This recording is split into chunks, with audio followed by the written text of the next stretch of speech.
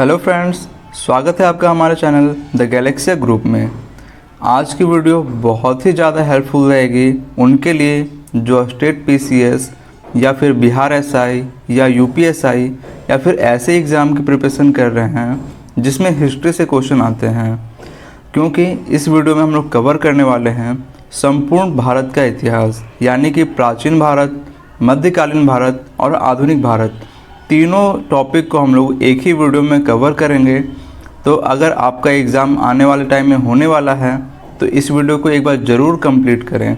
इससे क्या होगा कि आपका रिवीजन भी हो जाएगा। और मैं आपसे कहूँगा कि अगर आप कोई काम कर रहे हैं, जैसे ट्रैवल कर रहे हो या फिर कुछ भी आप एक्स्ट्रा काम कर रहे हो, तो उस टाइम अगर ये वीडियो को आप 10-10 मिनट करके 15-15 मिनट भी करके इसको सुनते हो तो इससे क्या होगा, आपका रिवीजन भी हो जाएगा और आपको एक्स्ट्रा टाइम भी नहीं देना पड़ेगा रिवीजन के लिए। तो चलिए शुरू करते हैं। आज का हमारा पहला टॉपिक है प्राचीन भारत के इतिहास से सिंधु या हड़प्पा सभ्यता। तो आइए देखते हैं पहला क्वेश्चन। पहला क्वेश्चन है हमारा, हड़प्पा सभ्यता का सर्वाधिक मान्यता प्राप्त काल क्या है? तो इसका काल जो है वो है 2500 ईसा पूर्व से 1750 ईसा पूर्व। अगला क्वेश्चन, सिंधु घाटी की सभ्यता में घोड़े के अवशेष कहाँ मिले हैं? तो घोड़े के अवशेष मिले हैं सुरकोटदा से। कहाँ मिले हैं? सुरकोटदा से। अगला क्वेश्चन है, सिंधु घाटी स्थल कालीबंगन किस प्रदेश में है? तो कालीबंगा किस प्रदेश में है? तो ये राजस्थान में है। बढ़ते हैं अगले क्वेश्चन में, किस पदार्थ का उपयोग हड़प्पा काल की मुद्राओं के निर्माण में मुख्य रूप से किया गया है? तो ये किया गया है सेल खड़ी। तो हड़प्पा काल की मुद्राओं के निर्माण में सेल खड़ी का मुख्य रूप से उपयोग किया गया है। अगला क्वेश्चन, हड़प्पा सभ्यता जो है किस युग की सभ्यता है? तो ये है कांस्य युग की, या हम लोग इसे कांस्य युगीन सभ्यता भी कहते हैं। अगला क्वेश्चन, सिंधु घाटी सभ्यता के लोगों का मुख्य व्यवसाय क्या था? तो ये था व्यापार। तो सिंधु घाटी लोगों का मुख्य व्यवसाय क्या था? व्यापार। अगला क्वेश्चन देखते हैं, हड़प्पा सभ्यता के निवासी थे कैसे थे? तो ये शहरी निवासी थे। अगला क्वेश्चन है, सिंधु सभ्यता के घर किससे बनाए जाते थे? तो ये बनाए जाते थे ईंटों से। तो घर किसके बने हुए थे? तो ये थे ईंटों से बने हुए। अगला क्वेश्चन है, हड़प्पा वासी किस वस्तु के उत्पादन में सर्वप्रथम थे? तो ये थे कपास। तो हड़प्पा वासी किस वस्तु के उत्पादन में सर्वप्रथम थे? तो ये था कपास। अगला क्वेश्चन है, हड़प्पा सभ्यता का सर्वप्रथम खोजकर्ता कौन थे? तो ये थे दयाराम साहनी। तो सर्वप्रथम खोजकर्ता कौन थे? दयाराम साहनी। अगला क्वेश्चन है, सिंधु सभ्यता का पंतनगर या बंदरगाह कौन सा था? तो सिंधु सभ्यता का बंदरगाह लोथल। अगला क्वेश्चन है, पैमानों की खोज ने यह सिद्ध कर दिया है कि सिंधु घाटी के लोग माप और तौल से परिचित थे। यह खोज कहाँ पर हुई है? तो ये हुई है लोथल में हुई है। अगला क्वेश्चन देखते हैं, मोहनजोदड़ो को किस एक अन्य नाम से भी जाना जाता है? तो मोहनजोदड़ो को मृतकों का टीला इस नाम से जाना जाता है। अगला क्वेश्चन है, हड़प्पा सभ्यता का प्राचीन नाम, ये प्रचलित नाम क्या है? तो ये है सिंधु घाटी की सभ्यता। तो हड़प्पा सभ्यता का प्रचलित नाम है सिंधु घाटी की सभ्यता। अगला क्वेश्चन है, कपास का उत्पादन सर्वप्रथम सिंधु क्षेत्र में हुआ जिसे ग्रीक या यूनान के लोगों ने किस नाम से पुकारा? तो ये पुकारा सिंडन नाम से। तो कपास को उन्होंने क्या पुकारा? सिंडन नाम से पुकारा। अगला क्वेश्चन है, सिंधु घाटी सभ्यता जानी जाती है, तो किसके लिए जानी जाती है? ये जानती है अपने नगर नियोजन के लिए। तो सिंधु घाटी सभ्यता अपने नगर नियोजन के लिए जानी जाती है। अगला क्वेश्चन है, भारत में खोजा गया सबसे पहला पुराना शहर कौन सा है? तो ये है हड़प्पा। तो भारत में खोजा गया सबसे पुराना शहर हड़प्पा। अगला क्वेश्चन है, भारत में चांदी की उपलब्धता के प्राचीनतम साक्ष्य कहाँ से मिले हैं? तो ये मिले हैं हड़प्पा संस्कृति से। तो चांदी की साक्ष्य कहाँ मिले हैं? तो ये मिले हैं हड़प्पा संस्कृति में। अगला क्वेश्चन है, हड़प्पा में एक उन्नत जल प्रबंधन प्रणाली का पता चला है। तो ये कहाँ से पता चला है? धौलावीरा से। तो हड़प्पा में उन्नत जल प्रबंधन प्रणाली का पता चला धौलावीरा से। अगला क्वेश्चन, हड़प्पा सभ्यता की खोज किस वर्ष हुई थी? तो ये हुई थी 1921 में। किसके द्वारा? दयाराम साहनी के द्वारा। तो इसकी खोज कब हुई? 1921 में। अगला क्वेश्चन, हड़प्पा के मिट्टी के बर्तनों पर सामान्यतः किस रंग का उपयोग हुआ है? तो ये हुआ है लाल रंग का। तो मिट्टी के बर्तनों पर किस रंग का उपयोग हुआ है? तो ये हुआ है लाल रंग का। अगला क्वेश्चन देखते हैं, सिंधु घाटी सभ्यता की विकसित अवस्था में किस स्थल से घरों में कुओं के अवशेष मिले हैं? तो कहाँ से जो है घरों में कुओं के अवशेष मिले हैं? तो ये मिले हैं मोहनजोदड़ो से। तो मोहनजोदड़ो से घरों में कुओं के अवशेष मिले हैं। अगला क्वेश्चन देखते हैं, सिंधु घाटी सभ्यता की खोज निकालने में जिन दो भारतीयों का नाम जुड़ा हुआ है वे हैं दयाराम साहनी एवं राखलदास बनर्जी। कौन है? दयाराम साहनी एवं राखलदास बनर्जी। सो फ्रेंड्स, अगर ये वीडियो आपको पसंद आ रही है तो इस चैनल को सब्सक्राइब कर लें और बेल आइकन को प्रेस कर लें ताकि मैं आगे जो भी वीडियो लाऊं तो उसकी नोटिफिकेशन आपको मिल सके। और फ्रेंड्स, आपको मैं एक बात बताना चाहूँगा कि ये वीडियो मैंने आपके लिए नाइट मोड में बनाया हूँ ताकि आपकी आंखों पर ज़्यादा इफेक्ट ना पड़े इसको देखते टाइम। तो अगर ये वीडियो पसंद आ रही है तो इसको लाइक भी करते चलें। देखते हैं अगला क्वेश्चन। अगला क्वेश्चन है, रंगपुर जहाँ हड़प्पा की समकालीन सभ्यता थी कहाँ थी? ये था सौराष्ट्र में। तो रंगपुर जहाँ हड़प्पा की समकालीन सभ्यता थी ये कहाँ है? तो ये सौराष्ट्र में है। अगला क्वेश्चन है, हड़प्पा एवं मोहनजोदड़ो की पुरातात्विक खुदाई के प्रभारी थे तो ये कौन थे? सर जॉन मार्शल थे। तो हड़प्पा एवं मोहनजोदड़ो की पुरातात्विक खुदाई के प्रभारी कौन थे? तो ये थे सर जॉन मार्शल। अगला क्वेश्चन है, किस पशु की आकृति जो मुहर पर मिली है जिससे ज्ञात होता है कि सिंधु घाटी एवं मेसोपोटामिया की सभ्यताओं के मध्य व्यापारिक संबंध है? तो किस पशु का है? तो ये है बैल का। अगला क्वेश्चन है, हड़प्पा के लोगों की सामाजिक पद्धति कैसी थी? तो ये थी उचित समतावादी। तो उनकी सामाजिक पद्धति कैसी थी? उचित समतावादी। अगला क्वेश्चन है, हड़प्पा सभ्यता के अंतर्गत हल से जोते गए खेत का साक्ष्य कहाँ मिला है? तो ये मिला है कालीबंगा से। बहुत ही इंपॉर्टेंट क्वेश्चन है। क्या है? हल से जोते गए खेत का साक्ष्य कहाँ मिला है? तो ये मिला है कालीबंगा से। अगला क्वेश्चन है, सैंधव सभ्यता की ईंटों का अलंकरण किस स्थान से मिला है? तो ये मिला है कालीबंगा से। तो ईंटों का अलंकरण ये मिला है कालीबंगा से। अगला क्वेश्चन है, मोहनजोदड़ो कहाँ स्थित है? तो ये है सिंध में।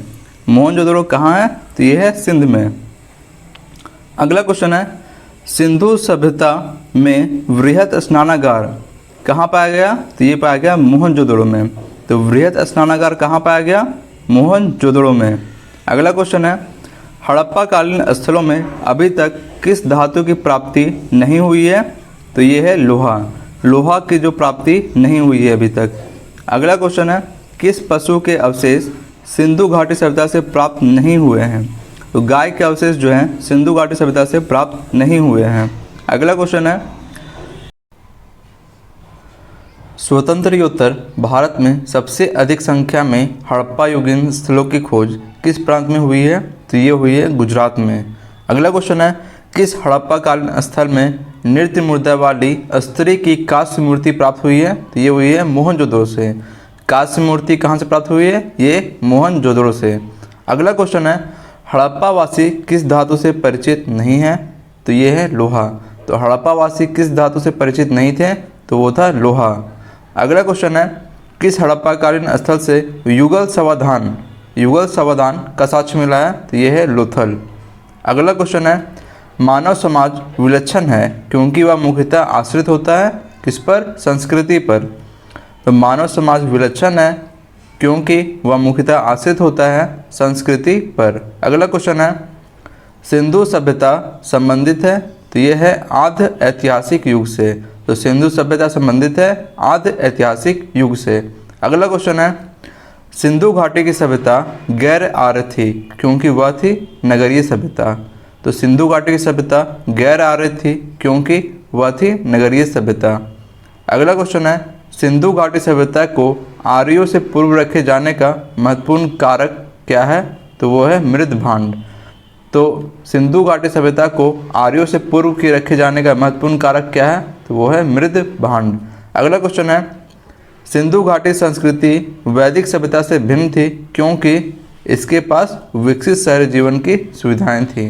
अगला क्वेश्चन है, हड़प्पा संस्कृति की जानकारी का मुख्य स्रोत क्या है? तो ये है पुरातात्विक खुदाई।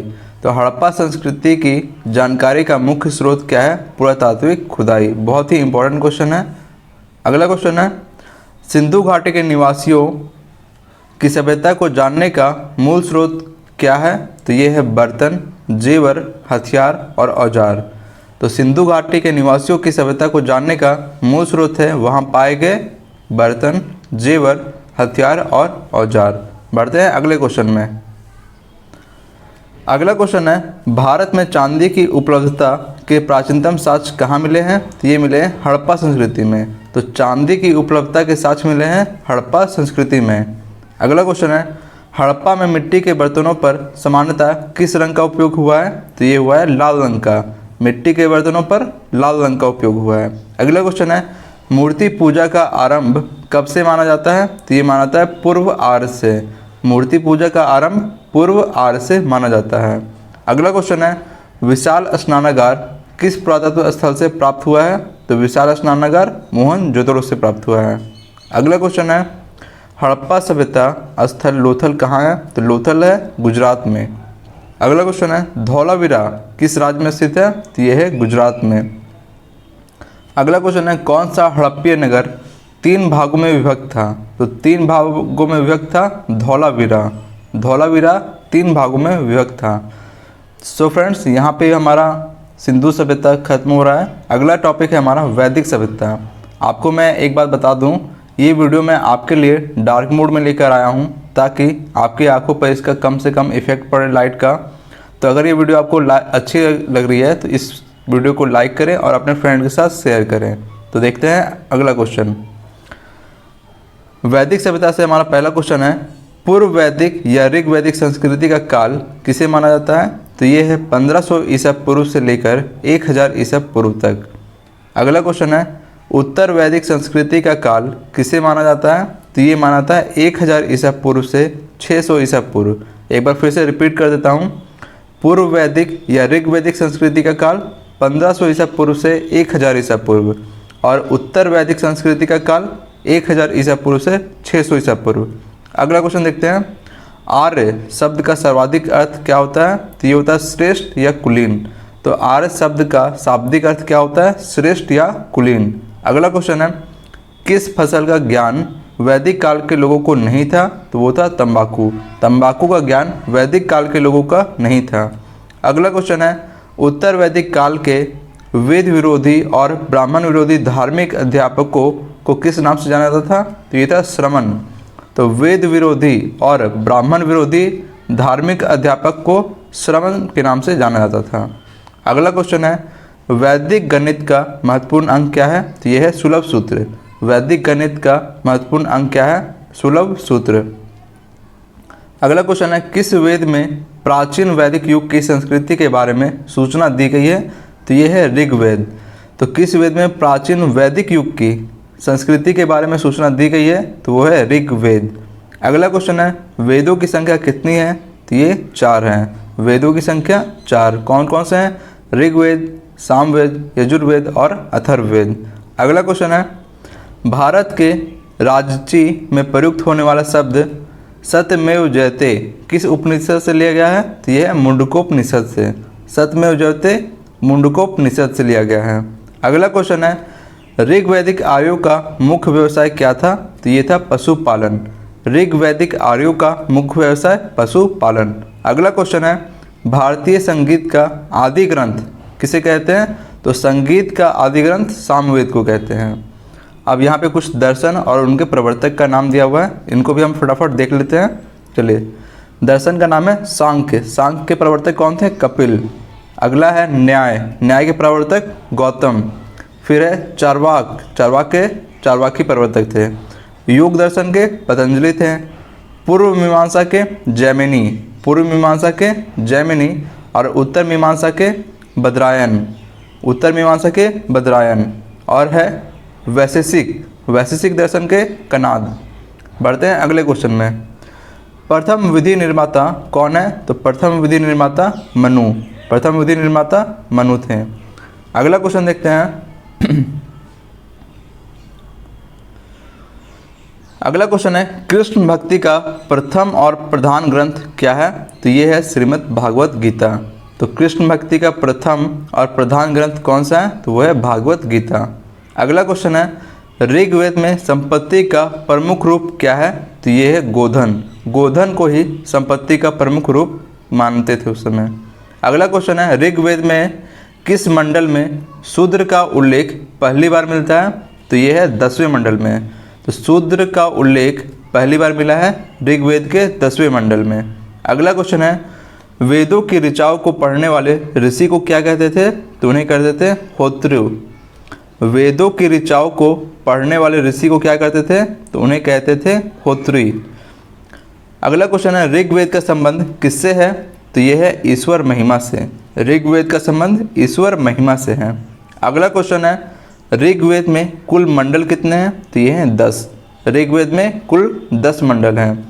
ऋग्वेद में कुल सूक्तियाँ कितनी हैं? तो सूक्तियाँ हैं 1028 या 1028। अगला क्वेश्चन है ऋग्वेद में कुल ऋचाएँ कितनी हैं? तो वो हैं 10,580।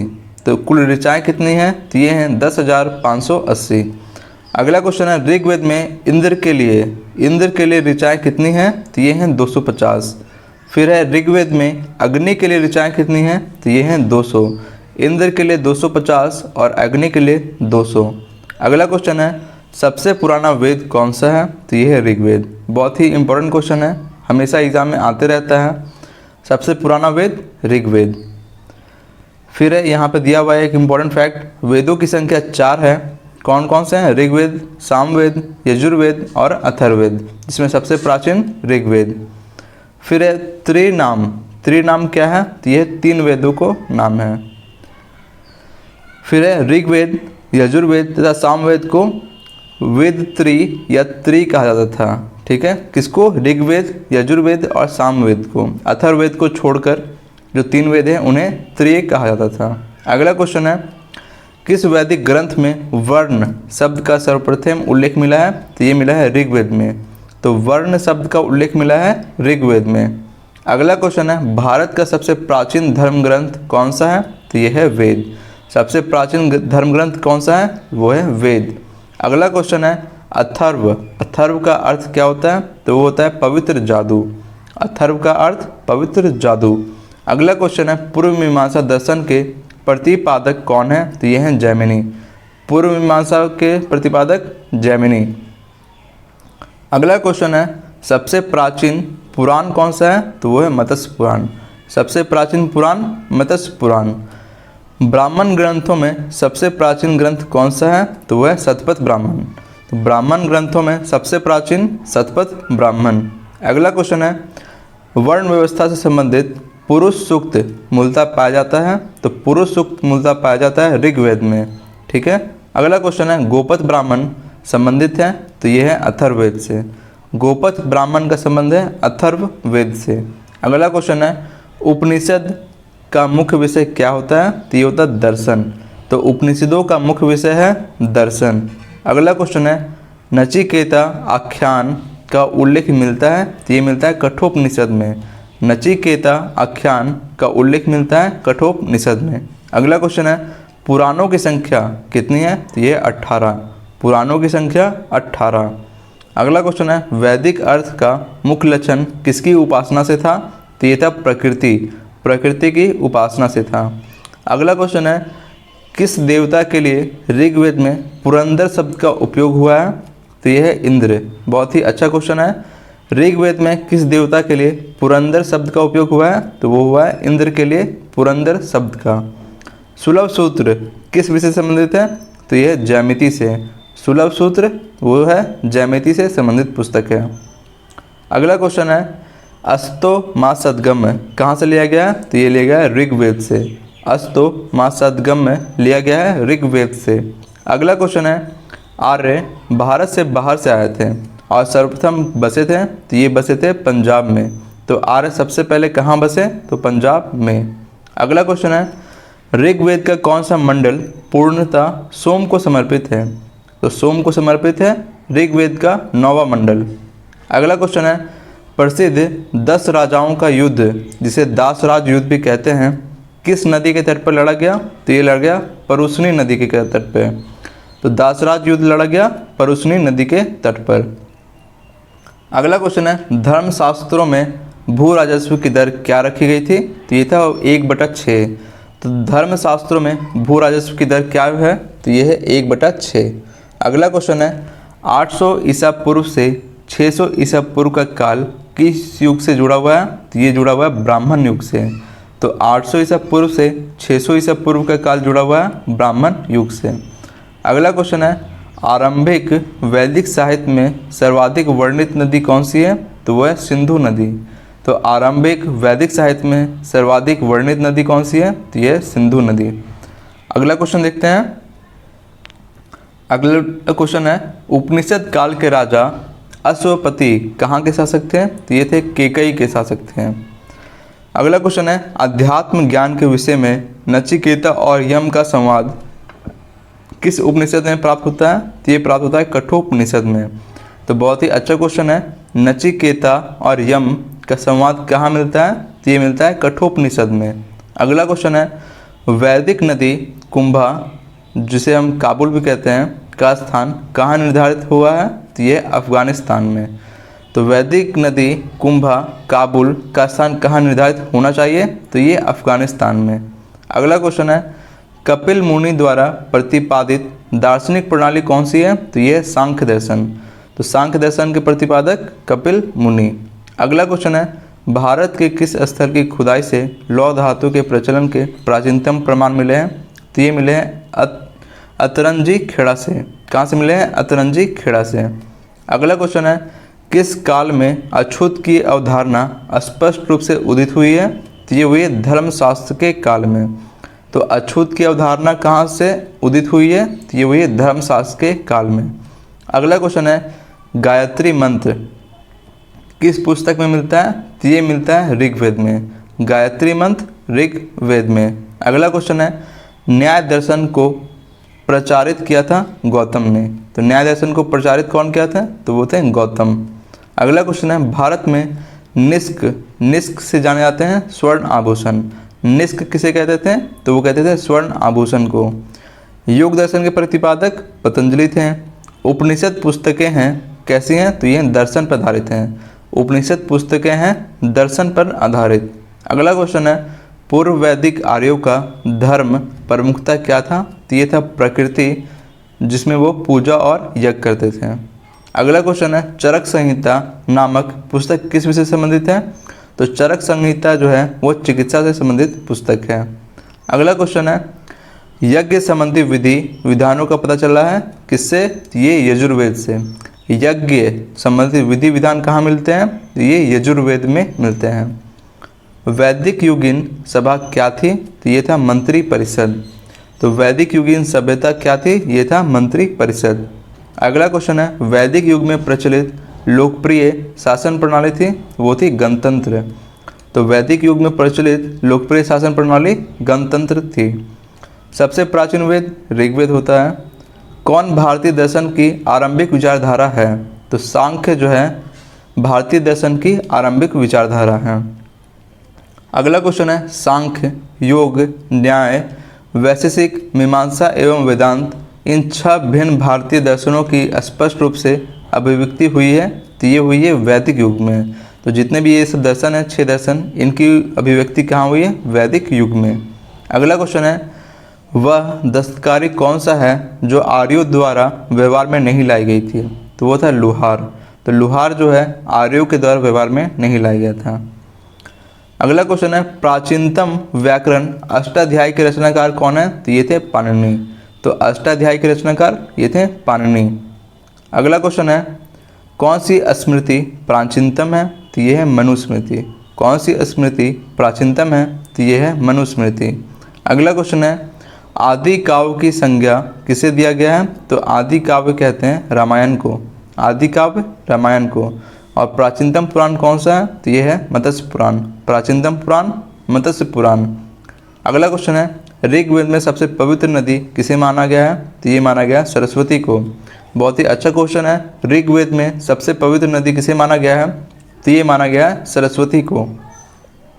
अगला क्वेश्चन है, वैदिक समाज की आधारभूत इकाई क्या थी? तो ये था काल या कुटुंब। तो वैदिक समाज की आधारभूत इकाई क्या थी? ये था काल या कुटुंब। ऋग्वैदिक युग की प्राचीनतम संस्था कौन सी थी? तो ये थी विदत। ऋग्वेद में प्राचीनतम संस्था कौन सी थी? तो ये थी विदत। अगला क्वेश्चन है, ब्राह्मण ग्रंथों में सर्वाधिक प्राचीन कौन सा है? तो ब्राह्मण ग्रंथों में सबसे प्राचीन शतपथ ब्राह्मण था। अगला क्वेश्चन है, गोत्र व्यवस्था प्रचलन में कब आई? तो ये आई उत्तर वैदिक काल से। गोत्र व्यवस्था प्रचलन में कब आई? तो ये आई उत्तर वैदिक काल से। अगला क्वेश्चन है, मनुस्मृति मुख्यतः संबंधित है? तो मनुस्मृति संबंध है समाज व्यवस्था से। अगला क्वेश्चन देखते हैं, गायत्री मंत्र की रचना किसने की थी? तो ये किया था विश्वामित्र ने। तो गायत्री मंत्र की रचना किसने किया था? ये किया था विश्वामित्र ने। अगला क्वेश्चन है, अवेस्ता और ऋग्वेद में समानता है। अवेस्ता किस क्षेत्र से संबंधित है? तो ये है ईरान से।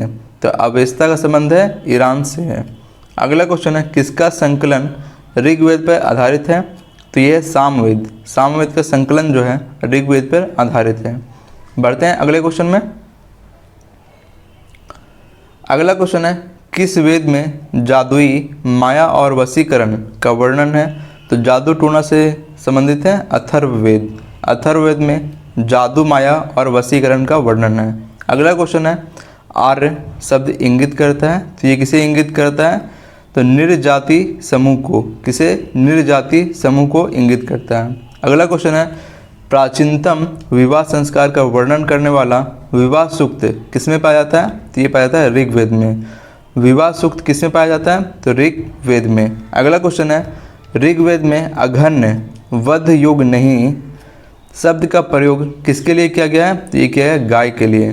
तो गाय के लिए अघन्य शब्द का प्रयोग किया गया है। बहुत ही इंपॉर्टेंट क्वेश्चन है, फिर से रिपीट करता हूँ। ऋग्वेद में अघन्य यानी कि वध योग नहीं शब्द का प्रयोग किसके लिए हुआ है? तो ये हुआ है गाय के लिए।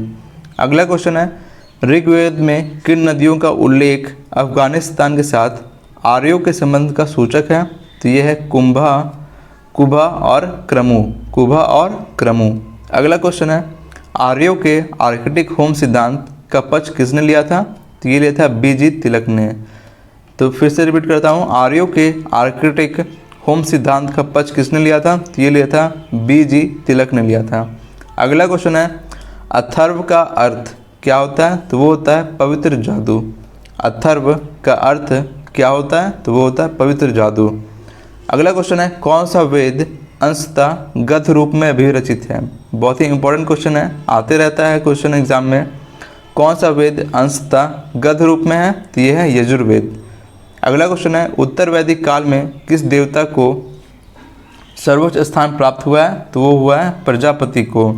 उत्तर वैदिक काल में किस देवता को सर्वोच्च स्थान प्राप्त हुआ है? प्रजापति को।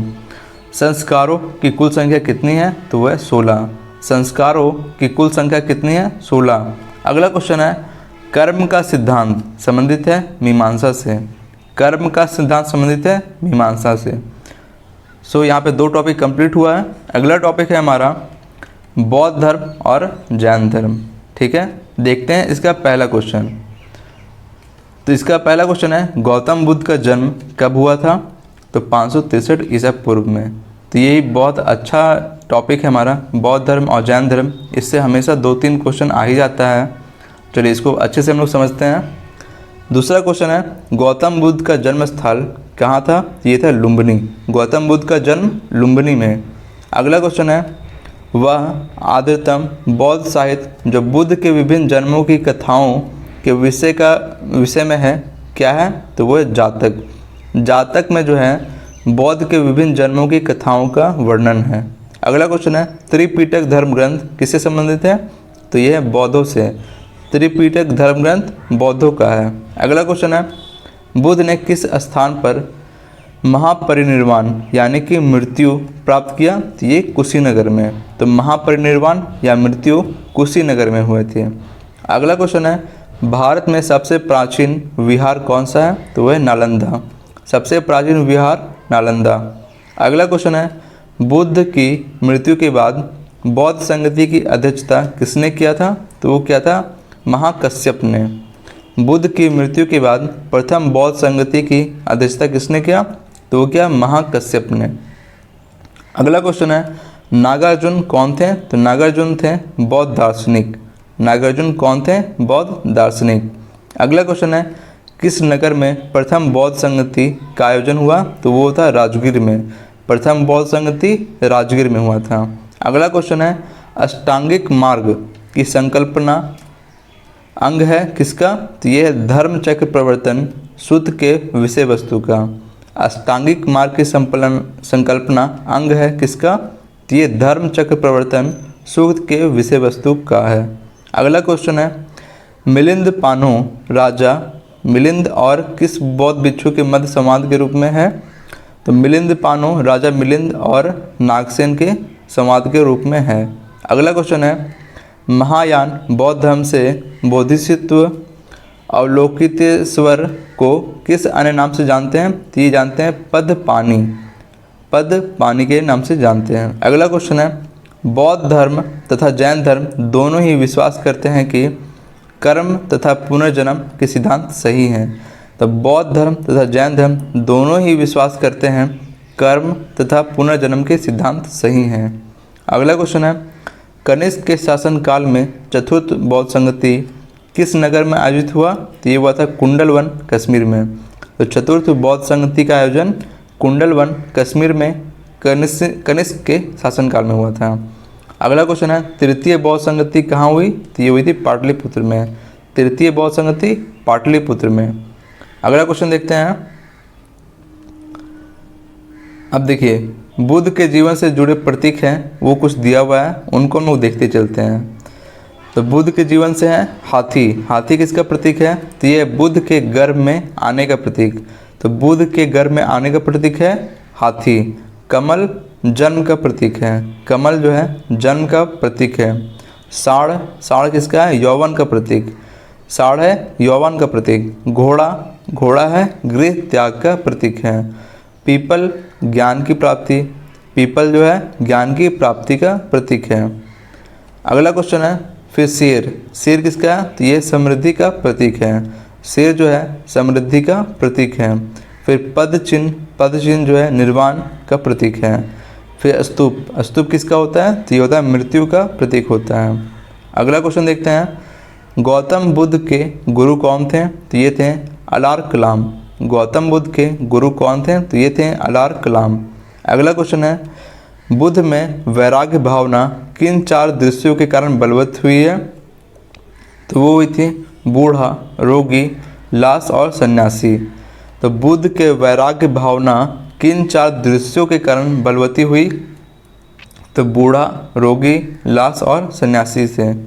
अगला क्वेश्चन है, बुद्ध ने सर्वाधिक उपदेश कहाँ दिए थे? तो ये दिए थे श्रावस्ती में। बुद्ध ने सर्वाधिक उपदेश कहाँ दिए? ये दिए श्रावस्ती में। बौद्ध शिक्षा का केंद्र था? तो वो था विक्रमशिला। बौद्ध शिक्षा का केंद्र था विक्रमशिला। अगला क्वेश्चन है, भारत में सबसे बड़ा बौद्ध स्तूप कहाँ है? तो ये है सांची में। सबसे बड़ा बौद्ध स्तूप कहाँ है? सांची में। अगला क्वेश्चन है, किस शासक ने बौद्धों के लिए विख्यात विक्रमशिला विश्वविद्यालय की स्थापना किया था? तो ये किया था धर्मपाल ने। बहुत ही इंपॉर्टेंट क्वेश्चन है, विक्रमशिला विश्वविद्यालय की स्थापना किसने किया? धर्मपाल ने।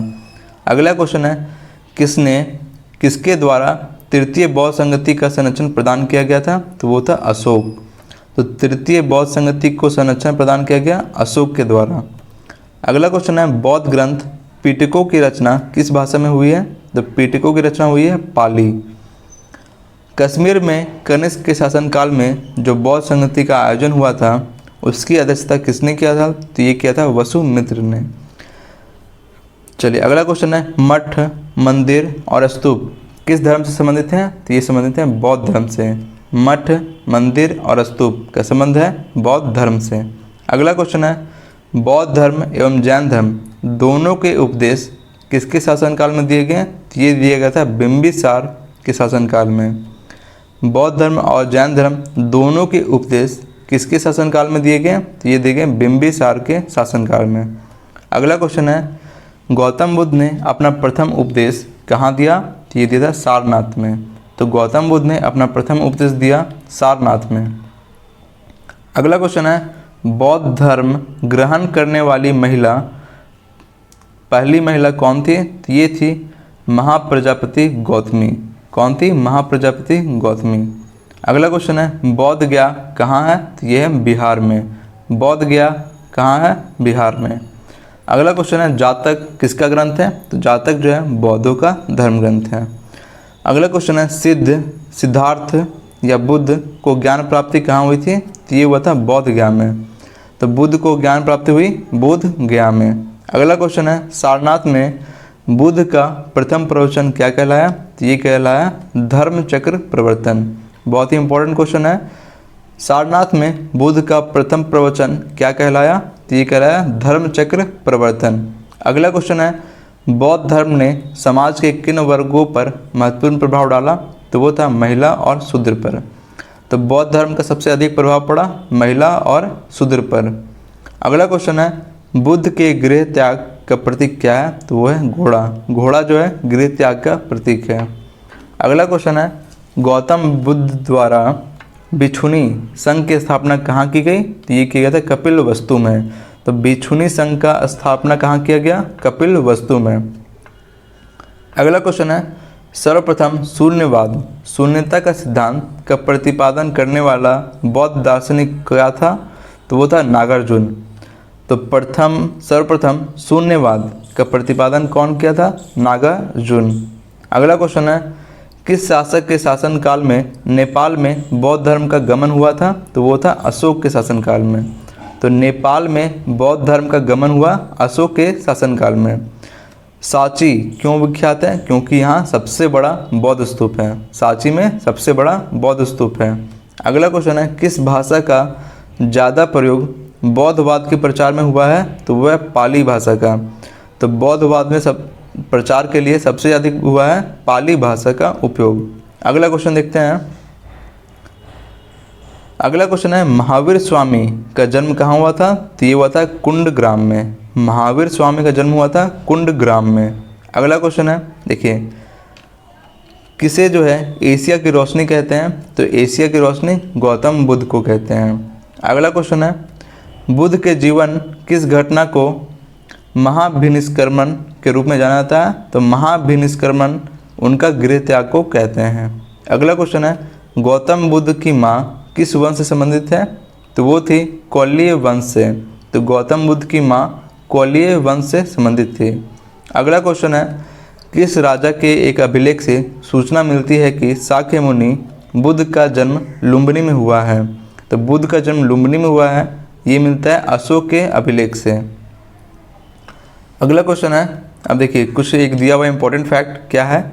मौर्य वंशीय शासक अशोक के रुमिनदेई अभिलेख से सूचना मिलती है कि शाक्य मुनि बुद्ध का जन्म लुम्बिनी में हुआ था। इस अभिलेख में लुम्बिनी को बौद्ध का जन्म स्थल होने के कारण इससे कर छूट प्रदान करने की घोषणा का भी उल्लेख किया गया था।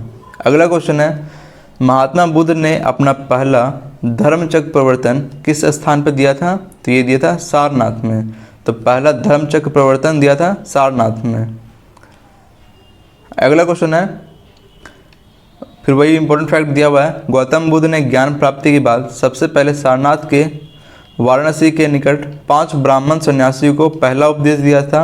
जो पहला उपदेश था उसे ही कहते हैं धर्मचक्र प्रवर्तन। अगला क्वेश्चन है, बुद्ध ने सर्वाधिक उपदेश कहाँ दिए थे? तो ये दिए थे श्रावस्ती में। सर्वाधिक उपदेश कहाँ दिए? श्रावस्ती में। महावीर का जन्म किस क्षत्रिय गोत्र में हुआ था? तो वो था जांत्रिक। तो महावीर का जन्म किस क्षत्रिय गोत्र में हुआ था? तो वो था जांत्रिक। अगला क्वेश्चन है, महावीर की माता कौन थी? तो ये थी त्रिशला। महावीर की माता त्रिशला। महावीर का मूल नाम क्या था? तो वो था वर्धमान। महावीर का मूल नाम क्या था? वर्धमान। अगला क्वेश्चन है, महावीर की मृत्यु कहाँ हुई थी? तो ये हुई थी पावापुरी में। महावीर की मृत्यु पावापुरी में। अगला क्वेश्चन है, जैनियों के पहले तीर्थकार कौन थे? तो ये थे ऋषभदेव। जैनियों के पहले तीर्थकार कौन थे? वो थे ऋषभदेव। जैन परंपरा के अनुसार जैन धर्म में कुल कितने तीर्थकार हुए? तो जैन धर्म में कुल 24 तीर्थकार हुए थे, जिनमें पहले कौन थे? ऋषभदेव। जैन परंपरा के अनुसार महावीर कौन से तीर्थकार थे? तो महावीर तीर्थ थे 24वें और अंतिम थे। अगला क्वेश्चन है, जैन दर्शन के अनुसार सृष्टि की रचना एवं पालन पोषण किससे हुआ है? तो ये हुआ है सार्वभौमिक सत्य से हुआ है। अगला क्वेश्चन है, जैन समुदाय में प्रथम विभाजन के श्वेतांबर संप्रदाय के संस्थापक कौन थे? तो श्वेतांबर संप्रदाय के संस्थापक थे स्थूलभद्र। अगला क्वेश्चन है, जैन तीर्थकार पार्श्वनाथ द्वारा प्रतिपादित 4 महाव्रतों में महावीर स्वामी ने 5वें महाव्रत के रूप में क्या जोड़ा था? तो वो जोड़ा था ब्रह्मचर्य को। तो 5वें महाव्रत में जोड़ा ब्रह्मचर्य को। अगला क्वेश्चन है, भगवान महावीर का प्रथम शिष्य कौन बना? तो वो था जमाली। भगवान महावीर का प्रथम शिष्य कौन बना? वो था जमाली। त्रिरत्न सिद्धांत, सम्यक धारणा, सम्यक चरित्र, सम्यक ज्ञान जिस धर्म की महिमा है वह कौन सा है? वो है जैन धर्म। तो त्रिरत्न सिद्धांत जो था, सम्यक धारणा, सम्यक चरित्र, सम्यक ज्ञान किससे संबंधित है? जैन धर्म से। अगला क्वेश्चन है, दिलवाड़ा के जैन मंदिरों का निर्माण किसने करवाया था? तो ये करवाया था चालुक्यों ने करवाया था। दिलवाड़ा के जैन मंदिर का निर्माण चालुक्यों ने करवाया था। अगला क्वेश्चन है, स्यादवाद सिद्धांत है, तो ये है जैन धर्म का। स्यादवाद सिद्धांत है जैन धर्म का। अगला क्वेश्चन है, कौन सबसे पूर्वकालिक जैन ग्रंथ है? तो वह है 14 पूर्व। कौन सबसे पूर्वकालिक जैन ग्रंथ कहलाता है? तो वह 14 पूर्व। अगला क्वेश्चन है, जैन साहित्य को क्या कहते हैं? तो इसे कहते हैं आगम। जैन साहित्य को क्या कहते हैं? इसे कहते हैं आगम। अगला क्वेश्चन है, जैन ग्रंथ कल्पसूत्र के रचयिता है भद्रबाहु। बहुत ही इंपॉर्टेंट क्वेश्चन है। कल्पसूत्र के रचयिता है भद्रबाहु। अगला क्वेश्चन है, अनेकतावाद किसका क्रोड या केंद्रीय सिद्धांत एवं दर्शन है? तो यह है जैन मत। अनेकतावाद किसका सिद्धांत है? तो यह है जैन मत का। अगला क्वेश्चन है, महान धार्मिक घटना महामस्तकाभिषेक किससे संबंधित और किसके लिए मानी जाती है? तो ये है बाहुबली के लिए। अगला क्वेश्चन है, प्रथम जैन महासभा का आयोजन कहाँ हुआ था? तो ये हुआ था पाटलिपुत्र में। बहुत ही इंपॉर्टेंट क्वेश्चन है। प्रथम जैन महासभा का आयोजन पाटलिपुत्र में हुआ था। द्वितीय जैन महासभा का आयोजन ये हुआ था वल्लभी में। द्वितीय जैन महासभा का आयोजन वल्लभी में। अगला क्वेश्चन है, जैन साहित्य की संकल्पना किस भाषा व लिपि में है? तो जैन साहित्य जो है प्राकृत भाषा व अर्धमगधी लिपि में है। तो जैन साहित्य जो है वह प्राकृत भाषा में है और अर्धमगधी लिपि में है। अगला क्वेश्चन है, कौन बुद्ध के जीवन काल में ही संघ प्रमुख होना चाहता था? तो वो था देवदत्त। देवदत्त जो है संघ प्रमुख होना चाहता था। अगला क्वेश्चन है, हेलियोडोरस का 20 नगर अभिलेख किससे संबंधित है? तो यह केवल वासुदेव से। तो हेलियोडोरस का 20 नगर अभिलेख संबंधित है केवल वासुदेव से। अगला क्वेश्चन है, आजीवक संप्रदाय के संस्थापक कौन थे? तो वो थे मखली गोसाल। आजीवक संप्रदाय के संस्थापक मखली गोसाल। अगला क्वेश्चन है, भागवत संप्रदाय के विकास में किसका योगदान अत्यधिक था? तो वो था हिंद यूनानी का। भागवत संप्रदाय के विकास में किसका योगदान अत्यधिक था? तो वो था हिंद यूनानी का। अगला क्वेश्चन है, वासुदेव कृष्ण की पूजा सर्वप्रथम किसने प्रारंभ किया? तो ये क्या था? सातवतों ने। वासुदेव कृष्ण की पूजा सर्वप्रथम किसने प्रारंभ किया? ये क्या था? सातवतों ने। अगला क्वेश्चन है, प्राचीनतम विश्वविद्यालय कौन सा था? तो ये था नालंदा। प्राचीनतम विश्वविद्यालय नालंदा। सो फ्रेंड, तीसरा टॉपिक भी यहाँ पे कंप्लीट हो गया। तीसरा टॉपिक था हमारा बौद्ध धर्म और जैन धर्म। सो अगला टॉपिक है हमारा महाजनपद काल। तो इस टॉपिक को शुरू करने से पहले मैं बता दूं, ये वीडियो मैं आपके लिए डार्क मोड में लेकर आया हूं। अगर ये वीडियो आपको डार्क मोड में पसंद आ रही है तो इस चैनल को सब्सक्राइब करें और इस वीडियो को लाइक करें, ताकि हमें भी मोटिवेशन मिलेगा और मैं आपके लिए ऐसे ही वीडियो बनाता रहूँगा। अगला टॉपिक है हमारा महाजनपद काल। तो चलिए देखते हैं इसके क्वेश्चन। तो पहला क्वेश्चन है, पाली ग्रंथों में गांव के मुखिया को क्या कहा गया है? तो गांव के मुखिया को कहा गया है भोजक या ग्राम भोजक। तो गांव के मुखिया को क्या कहा गया है? भोजक या ग्राम भोजक। अगला क्वेश्चन है उज्जैन का प्राचीन नाम क्या था? तो ये था अवंतिका। उज्जैन का प्राचीन नाम क्या था? अवंतिका। अगला क्वेश्चन है नंद वंश का संस्थापक कौन था? तो ये थे महापद्म नंद। नंद वंश के संस्थापक महापद्म नंद। अगला क्वेश्चन है प्राचीन भारत में पहला विदेशी आक्रमण किसके द्वारा किया गया था? तो ये किया गया था ईरानियों के द्वारा। तो प्राचीन भारत में पहला विदेशी आक्रमण किया था ईरानियों ने। अगला क्वेश्चन है सिकंदर ने भारत पर कब आक्रमण किया? तो ये किया था 326 ईसा पूर्व। तो सिकंदर ने भारत पर कब आक्रमण किया? 326 ईसा पूर्व। अगला क्वेश्चन है हर्यक वंश के किस शासक को कुनिक कहा गया है? तो कुनिक कहा गया है अजातशत्रु को। अगला है किस शासक ने गंगा एवं सोन नदियों के संगम पर पाटलिपुत्र नामक नगर की स्थापना की? तो पाटलिपुत्र की स्थापना किया था उदयन ने। किसने किया था? उदयन ने। अगला क्वेश्चन है 323 ईसा पूर्व सिकंदर महान की मृत्यु हुई थी, कहाँ हुई थी? बेबीलोन में। सिकंदर की मृत्यु कब हुई? 323 ईसा पूर्व बेबीलोन में। अगला क्वेश्चन है सिकंदर एवं पोरस की सेनाओं ने किस नदी के आमने सामने वाले तटों पर पड़ाव डाला था? तो ये डाला था झेलम नदी के तट पर। अगला क्वेश्चन है किस प्रकार का मृदभांड भारत में द्वितीय नगरीकरण या शहरीकरण के आरंभ का प्रतीक माना गया है? तो ये था उत्तरी काले पालिष्कृत बर्तन। तो किस तरह का मृदभांड है? तो उत्तरी काले पालिष्कृत बर्तन।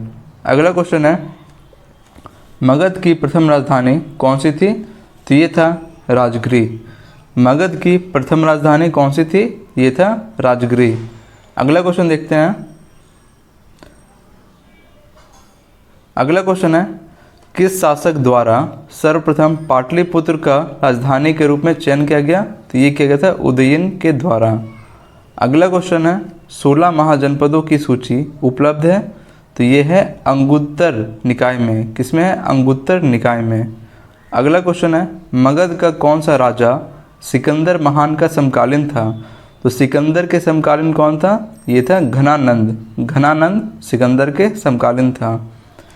प्रथम मगध साम्राज्य का उत्कर्ष किस सदी में हुआ था? तो ये हुआ था 6ठी सदी ईसा पूर्व में।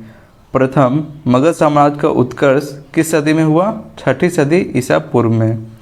सिकंदर के आक्रमण के समय उत्तर भारत पर किस राजवंश का शासन था?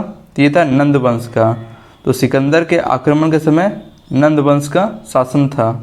अगला क्वेश्चन है ईसा पूर्व 6ठी सदी में प्रारंभ में भारत का सर्वाधिक शक्तिशाली नगर राज्य कौन सा था? तो ये था मगध। अगला है नंद वंश का अंतिम सम्राट कौन था? तो ये थे घनानंद। नंद वंश का अंतिम सम्राट घनानंद। और नंद वंश के संस्थापक कौन थे? महापद्म नंद। अगला क्वेश्चन है भारत में सिक्कों का प्रचलन कब हुआ? तो ये हुआ था 600 ईसा पूर्व में। भारत में सिक्कों का प्रचलन 600 ईसा पूर्व में हुआ था। अगला क्वेश्चन है अभिलेखीय साक्ष्य से प्रकट होता है कि नंद राजा के आदेश से एक नहर खोदी गई। तो ये कहाँ खोदी गई थी? कलिंग में। अगला क्वेश्चन है पहला ईरानी शासक जिसने भारत के कुछ भाग को अपने अधीन किया वो कौन था? ये था डेरियस। तो पहला ईरानी शासक कौन था? ये था डेरियस।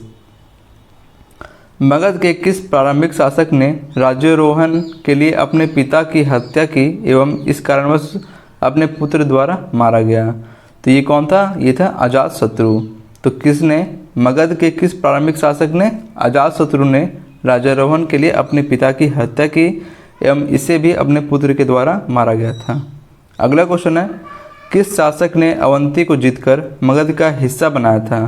तो अवंती को जीता था शिशुनाग ने। अवंती को जीतकर शिशुनाग ने मगध का हिस्सा बनाया था।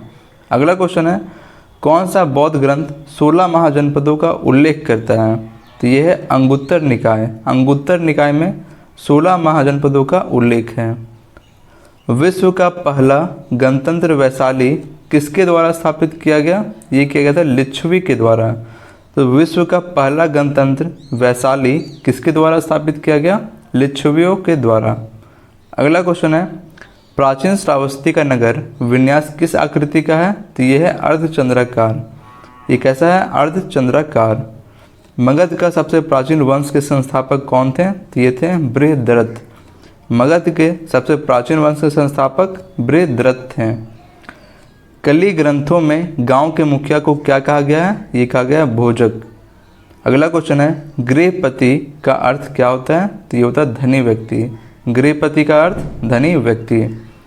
अब देखिए जो भी जैन संगतियाँ हैं वो दिया गया है, उसको देख लेते हैं। तो प्रथम जैन संगति हुआ था चंद्रगुप्त मौर्य के समय। ये हुआ था पाटलिपुत्र में और इसके अध्यक्ष थे स्थूलभद्र।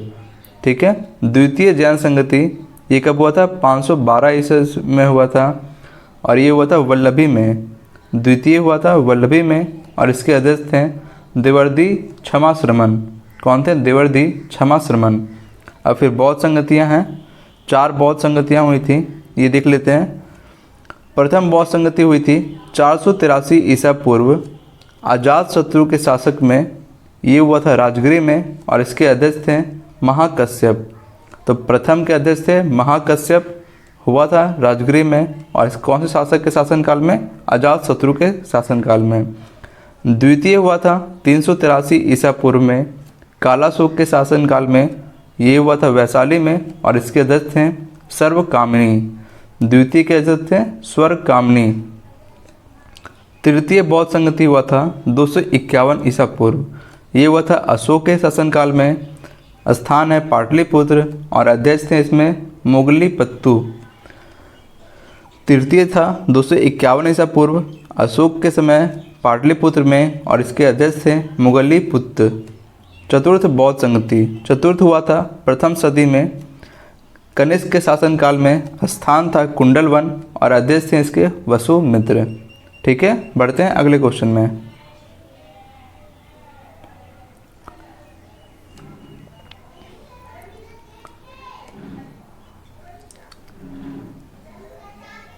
अब देखिए प्रमुख महाजनपद दिया हुआ है, उसकी राजधानी दिया हुआ है और उसके विशेषता का वर्णन दिया हुआ है।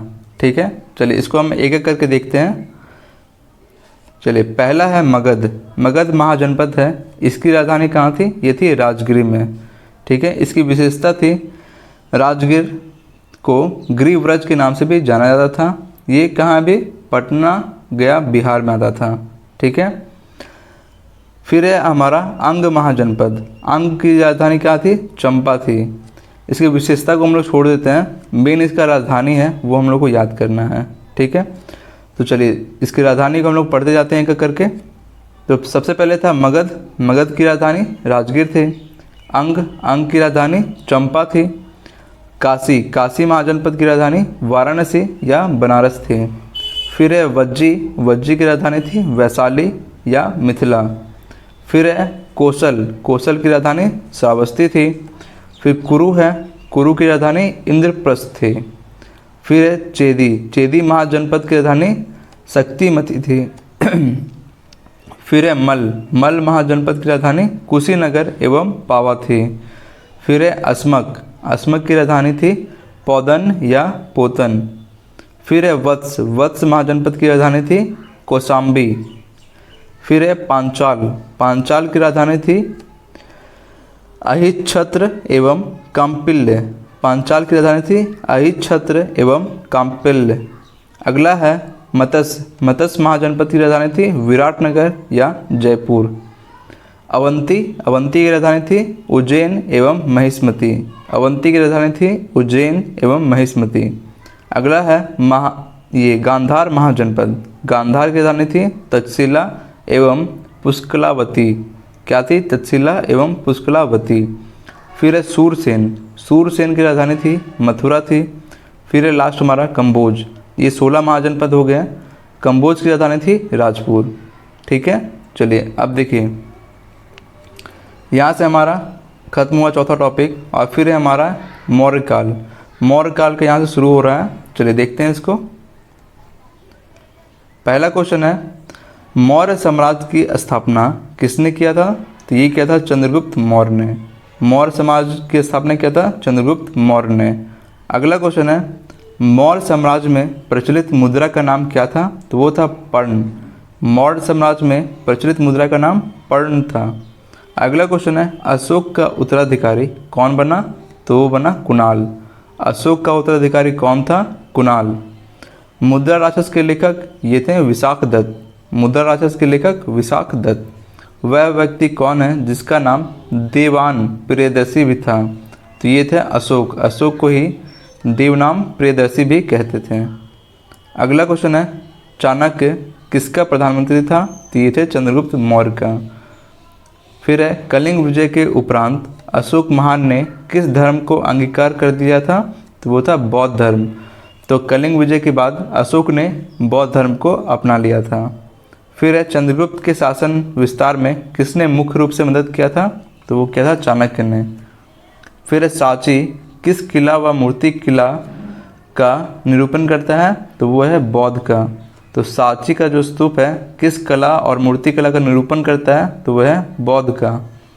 सम्राट अशोक की वह पत्नी कौन थी जिसने उसको प्रभावित किया था? तो वो था कारुवाकी। कौन थे? कारुवाकी। अशोक ने अपने सभी अभिलेखों में एक रूपता से किस प्रकृति का उपयोग किया है? तो वो क्या है? मगधी का। तो अशोक ने सभी अभिलेखों में एक रूपता से किस प्रकृति का उपयोग किया है? तो वो है मगधी का। बिंदुसार ने विद्रोहियों को कुचलने के लिए अशोक को कहाँ भेजा था? तो वो भेजा था तक्षशिला में। तो बिंदुसार ने विद्रोहियों को कुचलने के लिए अशोक को तक्षशिला भेजा था। मेगास्थनीज ने भारतीय समाज को कितनी श्रेणियों में विभक्त किया है? तो वो क्या है? 7 श्रेणियों में। मेगास्थनीज ने भारतीय समाज को 7 श्रेणियों में विभक्त किया है। अगला क्वेश्चन है कौटिल्य के अर्थशास्त्र में किस पहलू पर प्रकाश डाला गया है? तो ये डाला गया है राजनीतिक नीतियों पर डाला गया है। ठीक है, बढ़ते हैं अगले क्वेश्चन में। अगला क्वेश्चन है सांची का स्तूप किसने बनवाया था? तो ये बनवाया था अशोक ने। फिर एक इम्पॉर्टेंट फैक्ट दिया हुआ है सांची के स्तूप का निर्माण अशोक ने कराया था। स्थापत्य कला के दृष्टिकोण से सांची के स्तूप को सर्वश्रेष्ठ माना गया है। फिर सांची मध्य प्रदेश के रायसेन जिले में स्थित है। बढ़ते हैं अगले क्वेश्चन में। पाटलिपुत्र को किस शासक ने सर्वप्रथम अपनी राजधानी बनाई थी? तो ये बनाया था चंद्रगुप्त मौर्य ने। पाटलिपुत्र को किस शासक ने राजधानी बनाई? तो ये बनाया था चंद्रगुप्त मौर्य ने। पाटलिपुत्र में स्थित चंद्रगुप्त का पहला मुख्यतः बना था चंद्रगुप्त का महल किसका बना हुआ था? लकड़ी का। तो चंद्रगुप्त का महल जो बना हुआ था पाटलिपुत्र में ये था लकड़ी का। फिर है बराबर जो गया जिला है कि गुफाओं का उपयोग किसने आश्रय गृह के रूप में किया है? तो ये किया है आजीविकों ने। अगला क्वेश्चन है किस अभिलेख में यह साबित होता है कि चंद्रगुप्त का प्रभाव पश्चिम भारत तक फैला हुआ था? तो ये है रुद्रदमन का जूनागढ़ अभिलेख में। अगला क्वेश्चन है केवल वह स्तंभ जिसमें अशोक ने स्वयं को मगध का सम्राट बताया है वह है भाब्रू का स्तंभ। भाब्रू का स्तंभ में अशोक ने स्वयं को मगध का सम्राट बताया है। अगला क्वेश्चन है अर्थशास्त्र का लेख समकालीन था किसका? तो ये था चंद्रगुप्त का। फिर है नंद वंश के पश्चात मगध पर किस राजवंश ने शासन किया? तो वो था मौर्य वंश का।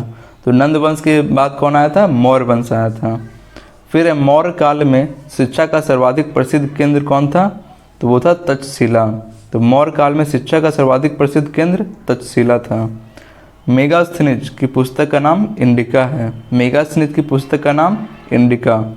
फिर है जिसके ग्रंथ में चंद्रगुप्त मौर्य को विशिष्ट रूप से वर्णन हुआ है वह है विशाख दत्त। इसके मुद्रा राक्षस जो बुक है उसमें इसका वर्णन हुआ है। वह स्रोत जिसमें पाटलिपुत्र के प्रशासन का वर्णन मिलता है वह है इंडिका। तो वह स्रोत जिसमें पाटलिपुत्र के प्रशासन का वर्णन उपलब्ध है वह है इंडिका। इसके लेखक कौन है? मेगास्थनीज। अगला क्वेश्चन देखते हैं। अगला क्वेश्चन है अशोक के शिलालेखों में प्रयुक्त भाषा कौन सी है? तो ये है प्राकृत भाषा। फिर है प्रथम भारतीय साम्राज्य किसके द्वारा स्थापित किया गया? तो ये किया गया था चंद्रगुप्त मौर्य द्वारा। प्रथम भारतीय साम्राज्य ये किया गया चंद्रगुप्त मौर्य के द्वारा स्थापित।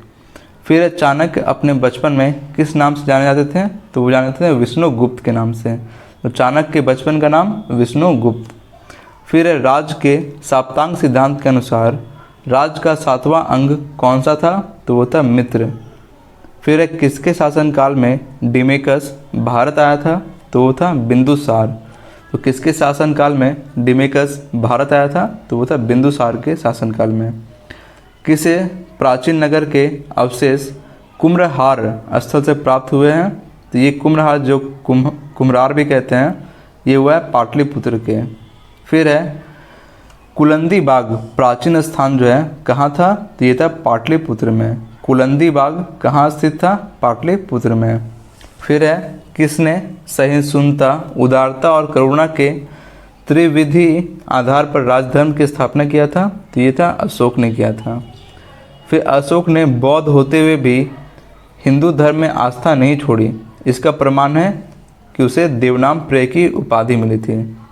फिर है अशोक के शिलालेखों को पढ़ने वाला प्रथम अंग्रेज कौन था? तो वो था जेम्स प्रिंसेप। बहुत ही इंपॉर्टेंट क्वेश्चन है, अशोक के शिलालेखों को पढ़ने वाला प्रथम अंग्रेज कौन था? तो ये था जेम्स प्रिंसेप। फिर एक इम्पॉर्टेंट फैक्ट दिया हुआ है, ये है सर्वप्रथम अशोक के शिलालेखों को पढ़ने का श्रेय अंग्रेज विद्वान जेम्स प्रिंसेप को जाता है। उन्होंने 1837 ईस्वी में अशोक के लेखों जो ब्राह्मी लिपि में थी का उदाचन किया था।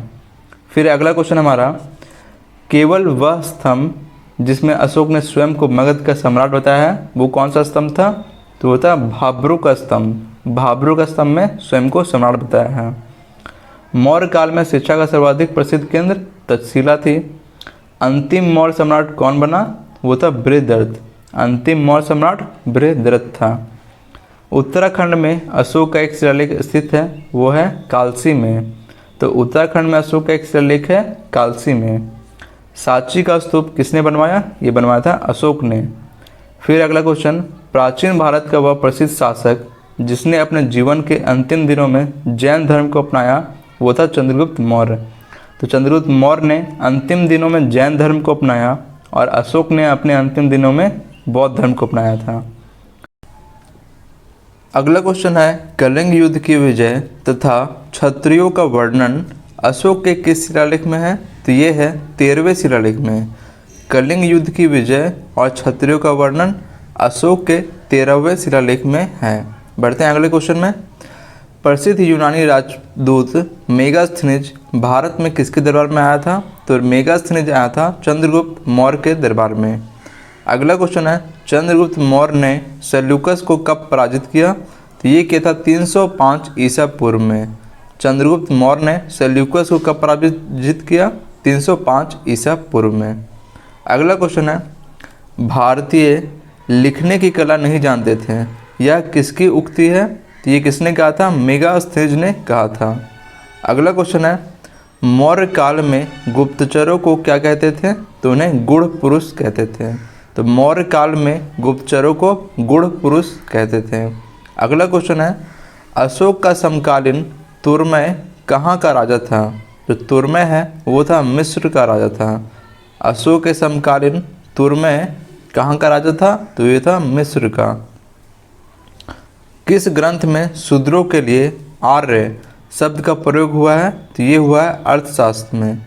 बहुत ही अच्छा क्वेश्चन है, किस ग्रंथ में शूद्रों के लिए आर्य शब्द का प्रयोग हुआ है? तो वो हुआ है अर्थशास्त्र में।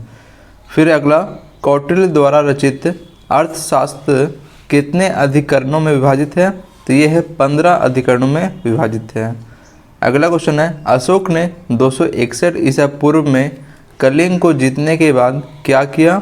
तो उसने भारी रक्तपात देखकर युद्ध की नीति को सदा के लिए त्याग कर दिया और फिर बौद्ध धर्म अपना लिया था। बढ़ते हैं अगले क्वेश्चन में। अगला क्वेश्चन है, अशोक के जो शिलालेख संगम राज के बारे में हमें बताते हैं उनमें कौन सा शामिल है? तो उनमें दूसरा और 13वां शिलालेख शामिल है। अगला क्वेश्चन है, अशोक ने श्रीलंका में बौद्ध धर्म का प्रचार हेतु किसको भेजा था?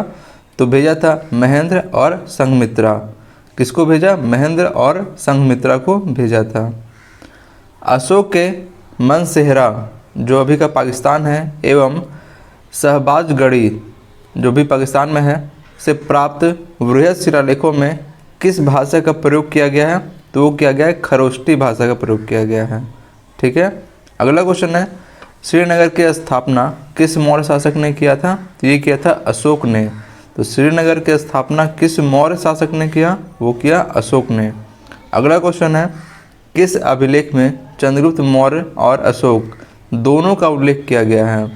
तो ये किया गया है महाक्षत्रप रुद्रदमन का जूनागढ़ अभिलेख में किया गया है। तो किस अभिलेख में चंद्रगुप्त मौर्य और अशोक दोनों का वर्णन है? तो ये है रुद्रदमन का जूनागढ़ अभिलेख में है। सो फ्रेंड्स, यहाँ पे हमारा मौर्य काल खत्म हो रहा है। एक बात मैं बताऊँ आपको, तो ये वीडियो मैं आपके लिए डार्क मोड में लेकर आया हूँ, जिससे आपकी आंखों पे इसका कम इफेक्ट पड़े। अगर आप इस वीडियो में अभी तक बने हुए हैं तो इस वीडियो को लाइक करें और इसको ज़्यादा से ज़्यादा शेयर करें। तो फिर अगला टॉपिक है हमारा मौर्योत्तर काल, यानी कि मौर्य के बाद जो आने वाले थे उनके बारे में। अब देखिए, पहला क्वेश्चन है ये हम पे, अंतिम मौर्य सम्राट वृद्धरथ की हत्या कर किसने शुंग वंश की स्थापना किया था? तो ये किया था पुष्यमित्र शुंग ने किया था। तो अंतिम मौर्य सम्राट कौन था? वृद्धरथ था। इसकी हत्या किसने की थी? तो ये किया था पुष्यमित्र ने किया था और शुंग वंश की स्थापना किया था। फिर अगला, कण्व वंश का संस्थापक कौन था? तो कण्व वंश के संस्थापक थे वसुदेव। कण्व वंश के संस्थापक वसुदेव। फिर अगला है, सातवाहन वंश का संस्थापक कौन था? तो सातवाहन वंश का संस्थापक था सिमुक। सातवाहन का सिमुक। अगला क्वेश्चन है, प्राचीन भारत का महान वैयाकरण पतंजलि किसके समकालीन था? तो पतंजलि जो थे पुष्यमित्र शुंग के समकालीन थे। ठीक है, बढ़ते हैं अगले क्वेश्चन में। सर्वप्रथम भारत में विशुद्ध संस्कृत भाषा में लंबा अभिलेख किस राजा के द्वारा जारी किया गया था? तो ये किया गया था शक राजा रुद्रदमन के द्वारा। तो सर्वप्रथम भारत में विशुद्ध संस्कृत भाषा में लंबा अभिलेख किस राजा द्वारा जारी किया गया? शक राजा रुद्रदमन के द्वारा। अगला क्वेश्चन है, सातवाहनों ने आरंभिक दिनों में अपना शासन कहाँ शुरू किया? तो ये किया था महाराष्ट्र में। तो सातवाहन ने आरंभिक दिनों में महाराष्ट्र में अपना शासन शुरू किया। अगला क्वेश्चन है, किस कुषाण शासक ने सर्वप्रथम स्वर्ण मुद्राएं जारी की? तो ये था कटफिसस सेकंड। तो किस कुषाण शासक ने सर्वप्रथम स्वर्ण मुद्राएं जारी किया? तो वो था कटफिसस सेकंड। अगला क्वेश्चन है, किस वंश के शासकों ने क्षत्रप प्रणाली का प्रयोग किया था? तो क्षत्रप प्रणाली का प्रयोग किया था शकों ने। फिर है, कुषाण काल में सबसे अधिक विकास किस क्षेत्र में हुआ था? तो वो होता वास्तुकला में। तो कुषाण काल में सबसे अधिक विकास हुआ वास्तुकला में। भारत में प्रथम बार सैनिक शासन किसके द्वारा व्यवहार में लाया गया? तो ये लाया गया ग्रीकों के द्वारा। तो भारत में सर्वप्रथम सैनिक शासन लाया गया ग्रीकों के द्वारा। ईसा पूर्व दूसरी सदी के प्रारंभ में उत्तरी अफगानिस्तान में स्थापित भारत यूनानी राज्य कौन सा था? तो वो था बैक्ट्रिया। कौन सा था? बैक्ट्रिया था। सर्वप्रथम रोम के साथ किन लोगों का व्यापार प्रारंभ हुआ? तो वो थे तमिलों एवं चेरों का। सर्वप्रथम रोम के साथ किसका व्यापार प्रारंभ हुआ? तो वो थे तमिल एवं चेरो। अगला क्वेश्चन है, सातवाहनों ने पहले स्थानीय अधिकारियों के रूप में काम किया था? तो वो था मौर्यों के अधीन। तो सातवाहन जो है स्थानीय अधिकारी के रूप में मौर्यों के अधीन काम किया था। वह महानतम कुषाण नेता कौन था जो बौद्ध बन गया था? तो वो था कनिष्क। तो फिर से पढ़ते हैं इसको, वह महानतम कुषाण नेता कौन था जो बाद में बौद्ध बन गया था? वो था कनिष्क। कुषाण काल के दौरान मूर्ति कला की गांधार शैली किसका मिश्रण है? तो ये है भारत ग्रीक शैली का मिश्रण है। अगला क्वेश्चन है, रोम साम्राज्य के अनुसरण पर किस वंश के शासकों ने कैसर, जिसे सीजर भी कहते हैं, इसकी उपाधि ग्रहण की थी? तो ये किया था कुषाण ने। तो रोम साम्राज्य के अनुसरण पर किस वंश के शासकों ने कैसर की उपाधि धारण की? तो वो थे कुषाण। प्राचीन भारत में किसने नियमित रूप से सोने के सिक्के चलाए? तो वो थे कुषाण। तो नियमित रूप से सिक्के चलाने वाले सोने के कुषाण। मौर्य के बाद दक्षिण भारत में सबसे प्रभावशाली राज्य था? वो था सातवाहन का। तो मौर्यों के बाद दक्षिण भारत में सबसे प्रभावशाली राज्य था सातवाहन का। बुद्ध की खड़ी प्रतिमा किस काल में बनाई गई? तो ये बनाई गई कुषाण काल में। बुद्ध की खड़ी प्रतिमा किस काल में बनाई गई? तो ये बनाई गई कुषाण काल में। अगला क्वेश्चन है, शुंग वंश के बाद किस वंश ने भारत पर राज किया? तो वो था कन्नौज। तो शुंग वंश के बाद कौन आए थे? तो वो आए थे कन्नौज। किस चीनी जनरल ने कनिष्क को हराया था? तो ये हराया था पिन चाओ ने। तो फिर से पढ़ते हैं, किस चीनी जनरल ने कनिष्क को हराया था? तो वो था पिन चाओ। बढ़ते हैं अगले क्वेश्चन में। उत्तरी तथा उत्तर पश्चिम भारत में सर्वाधिक संख्या में तांबे के सिक्के को किसने जारी किया? तो वो क्या था? कुषाणों ने। उत्तरी तथा उत्तरी पश्चिम भारत में सर्वाधिक तांबे के सिक्के जारी किया था कुषाणों ने। विक्रम संवत कब से प्रारंभ हुआ? तो ये हुआ था 57 ईसा पूर्व से। तो विक्रम संवत कब से प्रारंभ हुआ? 57 ईसा पूर्व से। अगला क्वेश्चन है, सातवाहन शासकों की राजकीय भाषा क्या थी? तो ये थी प्राकृत। तो सातवाहनों की राजकीय भाषा क्या थी? प्राकृत। जो कला शैली भारतीय और ग्रीक यूनानी शैली का सम्मिश्रण है उसे कहते हैं गांधार। तो जो कला शैली भारतीय और ग्रीक दोनों का सम्मिश्रण है उसे कहते हैं गांधार। अगला क्वेश्चन है, कनिष्क की राजधानी कहाँ थी? पुरुषपुर। कनिष्क की राजधानी पुरुषपुर। पुरुषपुर किसका दूसरा नाम है? तो पुरुषपुर का दूसरा नाम क्या है? पेशावर। तो पुरुषपुर किसका दूसरा नाम है? पेशावर।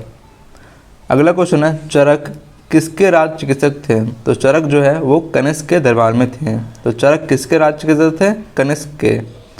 तक्षशिला के प्रसिद्ध स्थल होने का कारण क्या था? तो तक्षशिला के प्रसिद्ध होने का कारण था गांधार कला। क्या था? गांधार कला। भारत में सर्वप्रथम स्वर्ण मुद्राएं किसने चलाई थी? तो ये चलाई थी इंडो बैक्टीरियन ने चलाई थी। किसने चलाई? इंडो बैक्टीरियन ने। किस संग्रहालय में कुषाणकालीन मूर्तियों का संग्रह अधिक मात्रा में है? तो वो है मथुरा संग्रहालय में। तो किस संग्रहालय में कुषाणकालीन मूर्तियों का संग्रह अधिक मात्रा में है? तो वो है मथुरा संग्रहालय। अगला क्वेश्चन है, किस वंश के शासकों ने ब्राह्मणों एवं बौद्ध भिक्षुओं को कर मुक्त भूमि या गांव देने की प्रथा आरंभ किया था? तो वो थे सातवाहन। तो सातवाहनों ने ये प्रथा आरंभ किया था कि वो ब्राह्मणों एवं बौद्ध भिक्षुओं को कर मुक्त भूमि या गांव देते थे। अगला क्वेश्चन है, भारतीय रंगमंच में यवनिका पर्दा का शुभारंभ किसने किया था? ये किया था यूनानियों ने किया था। तो भारतीय रंगमंच में यवनिका या पर्दा का शुभारंभ किया यूनानियों ने। अगला क्वेश्चन है, भारतीयों के महान रेशम मार्ग सिल्क रूट किसने प्रारंभ किया? तो ये किया था कनिष्क ने। तो सिल्क रूट प्रारंभ किया कनिष्क ने। अगला क्वेश्चन है, शक संवत का प्रारंभ किस सम्राट के शासनकाल में 78 ईसा पूर्व में हुआ था? तो वो था कनिष्क के शासनकाल में। फिर से पढ़ते हैं इसको, शक संवत का प्रारंभ किस सम्राट के शासनकाल में 78 ईसा पूर्व में हुआ था? 78 ईस्वी से हुआ था। ये हुआ था कनिष्क के शासनकाल में। अगला क्वेश्चन है, तक्षशिला विश्वविद्यालय स्थित है? ये था भारत में। फिर एक इम्पॉर्टेंट फैक्ट दिया हुआ है, वर्तमान में तक्षशिला पाकिस्तान के रावलपिंडी जिले में स्थित है। प्राचीन काल में से यह शिक्षा का प्रमुख केंद्र था। चाणक्य, चरक आदि ने यहीं शिक्षा प्राप्त की थी। अगला क्वेश्चन है, प्राचीन काल में कलिंग का महान शासक कौन बना? तो वो था खारवेल। तो प्राचीन काल में कलिंग का महान शासक कौन था? वो था खारवेल। बुद्ध का किसके सिक्कों पर अंकन हुआ है? तो वो हुआ है कनिष्क के सिक्कों पर। तो बुद्ध का किसके सिक्कों पर अंकन हुआ है? तो वो हुआ है कनिष्क के सिक्कों पर। अगला क्वेश्चन है, योद्धेय सिक्कों पर किस देवता का अंकन मिलता है? तो वो मिलता है कार्तिकेय का। तो योद्धेय सिक्कों पर किस देवता का अंकन है? तो वो है कार्तिकेय। अगला क्वेश्चन है, कनिष्क के सारनाथ बौद्ध प्रतिमा अभिलेख की तिथि क्या है? तो वो है 81 ईस्वी सन। अश्वघोष किसके समकालीन था? तो वो था कनिष्क के समकालीन। अश्वघोष किसके समकालीन था? कनिष्क के समकालीन। बाल विवाह की प्रथा प्रारंभ हुई थी कब से? कुषाण काल में ही प्रारंभ हुई थी। तो बाल विवाह की प्रथा प्रारंभ हुई कुषाण काल में। अगला क्वेश्चन है, जो कला शैली भारतीय और यूनानी आकृति का सम्मिश्रण है उससे क्या कहते हैं? तो उससे कहते हैं गांधार शैली कहते हैं। सातवाहनों की राजधानी अवस्थित थी, ये कहाँ थी? अमरावती में। तो सातवाहनों की राजधानी थी अमरावती में। अगला क्वेश्चन है, आंध्र सातवाहन राजाओं की सबसे लंबी सूची किस पुराण में मिलती है? तो वो है मत्स्य पुराण। आंध्र सातवाहन राजाओं की सबसे लंबी सूची किस पुराण में है? तो वो है मत्स्य पुराण में। अगला क्वेश्चन है, पूर्वी रोमन शासक जस्टिनियन का सर्वाधिक महत्वपूर्ण योगदान किस क्षेत्र में है? तो वह है विधि के क्षेत्र में। तो पूर्वी रोमन शासक जस्टिनियन का सर्वाधिक महत्वपूर्ण योगदान किस क्षेत्र में है? तो वह है विधि के क्षेत्र में। अब है अगला टॉपिक हमारा संगम काल। तो देखते हैं पहला क्वेश्चन, संगम युग में उरैयूर किसके लिए विख्यात था? तो वो था कपास के व्यापार का महत्वपूर्ण केंद्र था। क्या क्वेश्चन, संगम युग में उरैयूर किसके लिए विख्यात था? तो वो था कपास के व्यापार का महत्वपूर्ण केंद्र था। बढ़ते हैं अगले क्वेश्चन में। अगला क्वेश्चन है तोल्काप्पियम ग्रंथ संबंधित है, तो ये संबंधित है व्याकरण और काव्य से। बहुत ही इंपॉर्टेंट क्वेश्चन है। तोल्काप्पियम ग्रंथ संबंधित है व्याकरण और काव्य से। अगला क्वेश्चन है धार्मिक कविताओं का संकलन कुरल किस भाषा में है? तो वो है तमिल भाषा में। धार्मिक कविताओं का संकलन कुरल किस भाषा में है? तो वो है तमिल भाषा में। अगला क्वेश्चन है किस संगम युगीन राज्य के संरक्षण में 3 संगमों का आयोजन किया गया था? तो वो था पांड्यई। फिर से पढ़ते हैं, किस संगम युगीन राज्य के संरक्षण में 3 संगमों का आयोजन हुआ? तो वो था पांड्यई। अगला क्वेश्चन है लाल चेर के नाम से प्रसिद्ध वह चेर शासक कौन था जिसने कन्नगी के मंदिर का निर्माण कराया था? तो वो था सेन गुट्टवन। कौन था? सेन गुट्टवन। अगला क्वेश्चन है तमिल भाषा के शिल्पाधिकारम और मणिमेखलई नामक गौरव ग्रंथ किससे संबंधित है? तो ये संबंधित है हिंदू धर्म से। तो तमिल भाषा के शिल्पाधिकारम और मणिमेखलई ये गौरव ग्रंथ संबंधित है हिंदू धर्म से। अगला क्वेश्चन है कौन संगम युगीन व्याकरण रचना सर्वाधिक महत्वपूर्ण रचना मानी जाती है? तो वो है तोल्काप्पियम। तो संगम युगीन व्याकरण रचना सर्वाधिक महत्वपूर्ण है, तो वो है तोल्काप्पियम। अगला क्वेश्चन है मुजरिस किस राज्य का प्रमुख बंदरगाह था? तो ये था चेरों का। तो मुजरिस किस राज्य का प्रमुख बंदरगाह था? तो वो था चेर का। अगला क्वेश्चन है प्राचीनतम तमिल देवता मुरुगन जो है किस वैदिक देवता के सदृश हैं? तो वो है स्कंद या कार्तिकेय के सदृश हैं। अगला क्वेश्चन है संगम कालीन साहित्य में कौन, को एवं मनन किसके लिए प्रयुक्त होते थे? तो ये होते थे राजा के लिए। फिर अगला क्वेश्चन तमिल काव्य का इलियड किसे कहते हैं? तो वो कहते हैं शिल्पाधिकारम को। तमिल काव्य का इलियड किसे कहते हैं? ये कहते हैं शिल्पाधिकारम को। अगला क्वेश्चन है चेर वंश का शासन किस क्षेत्र पे था? तो वो था केरल पर। तो चेर वंश का शासन था केरल पर। अगला क्वेश्चन है चेर वंश का प्रसिद्ध शासक कौन था? तो वो था सेन गुट्टुवन। कौन था? सेन गुट्टुवन। अगला क्वेश्चन है चोल वंश का प्रसिद्ध शासक, यहाँ पे चोल, ठीक है, चोल वंश का प्रसिद्ध शासक कौन था? तो वो था करिकाल। चोल वंश का प्रसिद्ध शासक करिकाल। अगला क्वेश्चन है चोल काल में सूती वस्त्र उद्योग का प्रमुख केंद्र कौन था? तो वो था उरैयूर। तो चोल काल में सूती वस्त्र उद्योग का प्रमुख केंद्र था उरैयूर। अगला क्वेश्चन है तोल्काप्पियम की रचना किसने किया था? तो वो किया था तोल्काप्पियर ने। तोल्काप्पियम की रचना किया तोल्काप्पियर ने। अगला क्वेश्चन है चोल काल में सर्वोच्च न्यायालय को क्या कहते थे? तो उसे कहते थे मनरम। बहुत ही अच्छा क्वेश्चन है। चोल काल में सर्वोच्च न्यायालय को क्या कहते थे? तो वो कहते थे मनरम। अगला क्वेश्चन है पांड्यों की राजधानी क्या थी? तो पांड्यों की राजधानी मदुरै थी। पांड्यों की राजधानी मदुरै। अगला क्वेश्चन है तमिल का गौरव ग्रंथ जीवक चिंतामणि किससे संबंधित है? तो संबंधित है जैन धर्म से। तमिल का गौरव ग्रंथ जीवक चिंतामणि किससे संबंधित है? जैन धर्म से। अगला क्वेश्चन है संगम किससे संबंधित है? तो ये है विद्वानों से। संगम किससे संबंधित है? विद्वानों से। अगला क्वेश्चन है स्ट्रैबो के अनुसार संगम युग के किस वंश के शासक ने रोमन सम्राट अगस्टस के दरबार में 20 ईसा पूर्व के लगभग अपना एक दूत भेजा था? तो वो था पांड्य नरेश ने भेजा था। ठीक है, बढ़ते हैं अगले क्वेश्चन में। तमिल काव्य का ओडिसी किसे कहा जाता है? तो ये कहा जाता है मणिमेखलई को। तमिल काव्य का ओडिसी किसे कहते हैं? तो ये कहते हैं मणिमेखलई को। फिर अगला क्वेश्चन पुहर या कावेरीपट्टनम की स्थापना किसने किया था? तो ये किया था करिकाल ने। तो पुहर या कावेरीपट्टनम की स्थापना किया करिकाल ने। अगला क्वेश्चन है, प्राचीनतम तमिल देवता मुरुगन किस वैदिक देवता के सदृश थे? तो ये थे स्कंद या कार्तिकेय। अब देखिए संगमों का आयोजन दिया हुआ है, इसको देख लेते हैं। प्रथम संगम, इसका आयोजन कहाँ हुआ? मदुरई में। प्रथम संगम का मदुरई में, और इसके अध्यक्ष थे अगस्त ऋषि। फिर है द्वितीय संगम, इसका आयोजन कहाँ हुआ? ये हुआ कपाटुपुरम में। कपाटुपुरम में, इसके अध्यक्ष भी कौन थे? अगस्त ऋषि। फिर है तृतीय संगम, इसका आयोजन कहाँ हुआ? ये भी मदुरई में हुआ। तो पहला और तीसरा कहाँ हुआ? मदुरई में। और तीसरे के अध्यक्ष थे नक्कीरर। कौन थे? नक्कीरर। फिर यहाँ पे हमारा अगला टॉपिक है गुप्त काल। तो गुप्त काल का जो डेट था वो क्या था? 319 ईसा पूर्व से लेकर 540 ईसा पूर्व।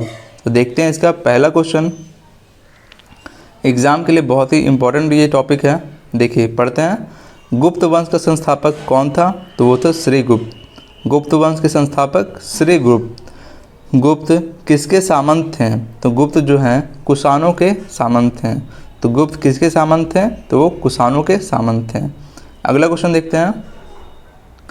अगला क्वेश्चन है, गुप्त शासन के दौरान ऐसा व्यक्ति कौन था जो एक महान खगोल विज्ञानी और गणितज्ञ था? तो वो था आर्यभट्ट। तो गुप्त शासन के दौरान ऐसा व्यक्ति कौन था जो एक महान खगोल विज्ञानी और गणितज्ञ था? तो वो थे आर्यभट्ट। फिर अगला क्वेश्चन, गुप्त शासकों की सरकारी भाषा या दरबारी भाषा कौन सी थी? तो वो थी संस्कृत। तो गुप्त शासकों की दरबारी भाषा संस्कृत थी। गुप्त वंश का वह राजा कौन था जिसने हूनों को भारत पर आक्रमण करने से रोका था? तो वो था स्कंदगुप्त। तो हूनों को भारत पर आक्रमण करने से रोका था स्कंदगुप्त। अगला क्वेश्चन है, गुप्त राजवंश जो है किस लिए प्रसिद्ध था? तो वो था कला एवं स्थापत्य के लिए। गुप्त राजवंश किसके लिए प्रसिद्ध था? तो कला एवं स्थापत्य के लिए। अगला क्वेश्चन है, अजंता कलाकृतियाँ किससे संबंधित हैं? तो वह है गुप्त काल से। अजंता कलाकृतियाँ किससे संबंधित हैं? गुप्त काल से। अगला क्वेश्चन है, कवि कालिदास किसके राजकवि थे? तो वो थे चंद्रगुप्त द्वितीय विक्रमादित्य के राजकवि थे। तो कवि कालिदास किसके राजकवि थे? चंद्रगुप्त द्वितीय विक्रमादित्य के राजकवि थे। अगला क्वेश्चन है, अजंता चित्रकारी की विषय वस्तु किससे संबंधित है? तो वह है बौद्ध धर्म से संबंधित है। अजंता चित्रकारी की विषय वस्तु किससे संबंधित है? तो वह है बौद्ध धर्म से। फिर अगला क्वेश्चन, उत्तर गुप्त युग में जो विश्वविद्यालय प्रसिद्ध हुआ वह था नालंदा। तो उत्तर गुप्त युग में जो विश्वविद्यालय प्रसिद्ध हुआ वह था नालंदा। और नालंदा विश्वविद्यालय की स्थापना किसने किया था? वो किया था कुमार गुप्त ने। अगला क्वेश्चन है, एरन अभिलेख का संबंध किस शासक से है? तो एरन अभिलेख का संबंध है भानुगुप्त से। अगला क्वेश्चन है, फाहियान किसके शासनकाल में भारत आया था? तो वो आया था चंद्रगुप्त द्वितीय के शासनकाल में। बहुत ही अच्छा क्वेश्चन है, फाहियान किसके शासनकाल में भारत आया? तो वो आया था चंद्रगुप्त द्वितीय के शासनकाल में। अगला क्वेश्चन है, भारतीय संस्कृति का स्वर्ण युग कौन सा था? तो वो था गुप्त काल। तो भारतीय संस्कृति का स्वर्ण युग गुप्त काल को कहते हैं। फाहियान कहाँ का निवासी था? तो वो था चीन का।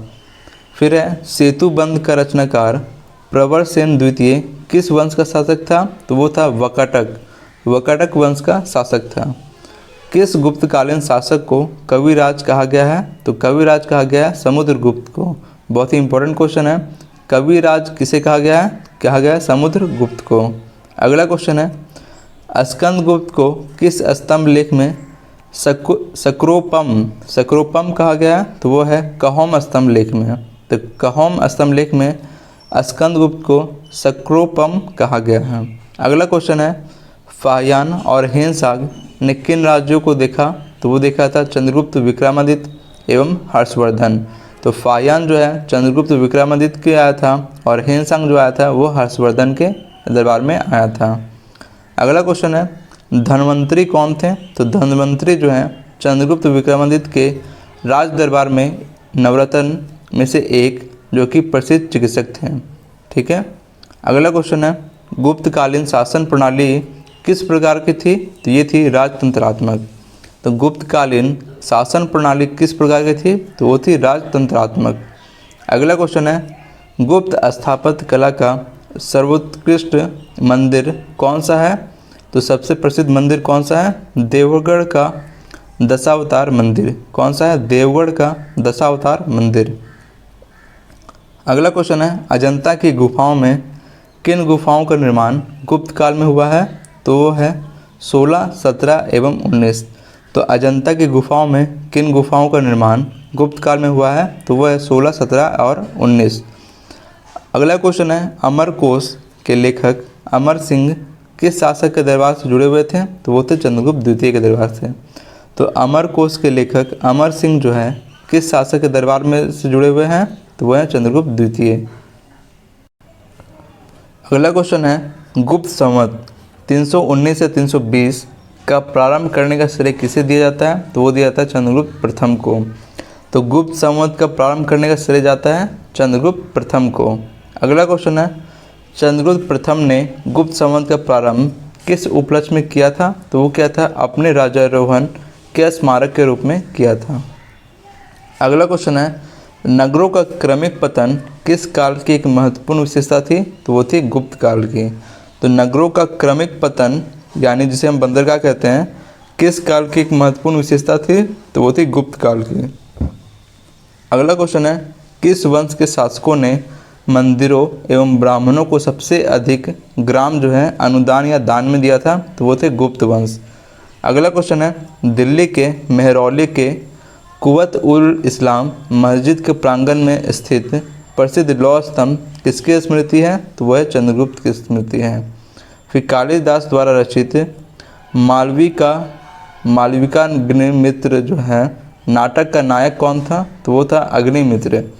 तो कालिदास द्वारा रचित मालविका अग्निमित्र नाटक का नायक कौन था? तो वो था अग्निमित्र था। अगला क्वेश्चन है, समुद्रगुप्त की सैनिक उपलब्धियों का वर्णन कि उसके किस अभिलेख में उपलब्ध है? तो वो है प्रयाग के अभिलेख में। समुद्रगुप्त की सैनिक उपलब्धियों का वर्णन उसके किस अभिलेख में है? तो वो है प्रयाग के अभिलेख में। किस काल में स्त्रियों को पुरुषों की बराबरी थी? तो वो थी गुप्त काल में। तो किस काल में स्त्रियों की पुरुषों से बराबरी थी? तो वो थी गुप्त काल में। अगला क्वेश्चन देखते हैं। अगला क्वेश्चन है, भारत का नेपोलियन किसे कहते हैं? तो वो कहते हैं समुद्रगुप्त को। बहुत ही इंपॉर्टेंट क्वेश्चन है, भारत का नेपोलियन किसे कहते हैं? समुद्रगुप्त को। यहाँ पे एक इम्पॉर्टेंट फैक्ट है, इतिहासकार विंसेंट स्मिथ ने अपनी पुस्तक अर्ली हिस्ट्री ऑफ इंडिया में समुद्रगुप्त की वीरता एवं विजयों पर मुग्ध होकर उसे भारतीय नेपोलियन की संज्ञा दिया था। किसने दिया था? विंसेंट स्मिथ ने। अगला क्वेश्चन है, तक्षशिला विश्वविद्यालय स्थित है? तो वो है भारत में। फिर है अगला क्वेश्चन हमारा, किस राजा का एक अन्य नाम देवगुप्त था? तो देवगुप्त जो है चंद्रगुप्त द्वितीय का ही अन्य नाम था। फिर है प्रथम गुप्त शासक जिसने परम भागवत की उपाधि धारण की वह था चंद्रगुप्त द्वितीय। तो परम भागवत की उपाधि धारण किया चंद्रगुप्त द्वितीय ने। फिर है प्रयाग प्रशस्ति किसके सैन्य अभियान के बारे में जानकारी देता है? तो ये देता है समुद्रगुप्त के बारे में। तो प्रयाग प्रशस्ति किसके सैन्य अभियान के बारे में जानकारी देता है? तो वो है समुद्रगुप्त के सैन्य अभ्यास। अगला क्वेश्चन है, गुप्त सम्राट जिसने हुनों को पराजित किया था वो था स्कंदगुप्त। तो गुप्त सम्राट कौन था जो हुनों को पराजित किया? वो था स्कंदगुप्त। शक विजेता किसे माना जाता है? तो वो है चंद्रगुप्त द्वितीय को। शक विजेता किसे जाना जाता है? वो है चंद्रगुप्त द्वितीय को। फिर है रजत सिक्के जारी करने वाला प्रथम गुप्त शासक कौन था? तो वो था चंद्रगुप्त द्वितीय। तो रजत के सिक्के भी जारी कौन किया था? चंद्रगुप्त द्वितीय ने। फिर है नगरों का क्रमिक पतन किस काल की एक महत्वपूर्ण विशेषता थी? तो वो थी गुप्त काल की। फिर है किस गुप्त शासक ने सर्वप्रथम सिक्के जारी किए थे? तो वो थे चंद्रगुप्त प्रथम ने। तो किस गुप्त शासक ने सर्वप्रथम सिक्के जारी किए? तो वो था चंद्रगुप्त प्रथम। कौन सा राजवंश हुनों के आक्रमण से अत्यंत विचलित हुआ था? तो हुनों के आक्रमण से सबसे अधिक विचलित हुआ गुप्त वंश। फिर है अजंता गुफाओं के सरीखी जैसी गुफाएं मध्य प्रदेश में कहाँ हैं? तो वह बाघ में स्थित हैं। फिर है अगला क्वेश्चन, गुप्त वंश ने किस अवधि में शासन किया था? तो वो था 319 से 500 ईस्वी में। तो गुप्त वंश ने किस अवधि में शासन किया? 319 से 500 ईस्वी में। फिर अगला क्वेश्चन, बाल विवाह की प्रथा आरंभ हुई थी गुप्त काल में ही आरंभ हुई थी। फिर है, यूरोपीय भाषा में अनुदित या अनुवादित प्रथम भारतीय ग्रंथ कौन सा है? तो वह है कुमार संभवम। तो यूरोपीय भाषा में अनुवादित प्रथम भारतीय ग्रंथ कौन सा था? तो वो था कुमार संभवम। अगला क्वेश्चन है, सती प्रथा का पहला उल्लेख कहाँ मिलता है? तो ये मिलता है एरन अभिलेख में। तो सती प्रथा का पहला उल्लेख कहाँ मिला है? एरन अभिलेख में। फिर है, मिहिर कुल का संबंध किससे था? तो मिहिर कुल का संबंध हुनों से था। फिर है, गुप्त राजा जिसने विक्रमादित्य की पदवी धारण की वो कौन था? चंद्रगुप्त द्वितीय ही विक्रमादित्य की पदवी धारण किया था। फिर है अगला क्वेश्चन, गुप्त काल में उत्तर भारतीय व्यापार किस पतन से संचालित होता था? तो वो था ताम्रलिप्ति से। तो गुप्त काल में उत्तर भारतीय व्यापार किस पतन से संचालित होता था? तो वो था ताम्रलिप्ति से।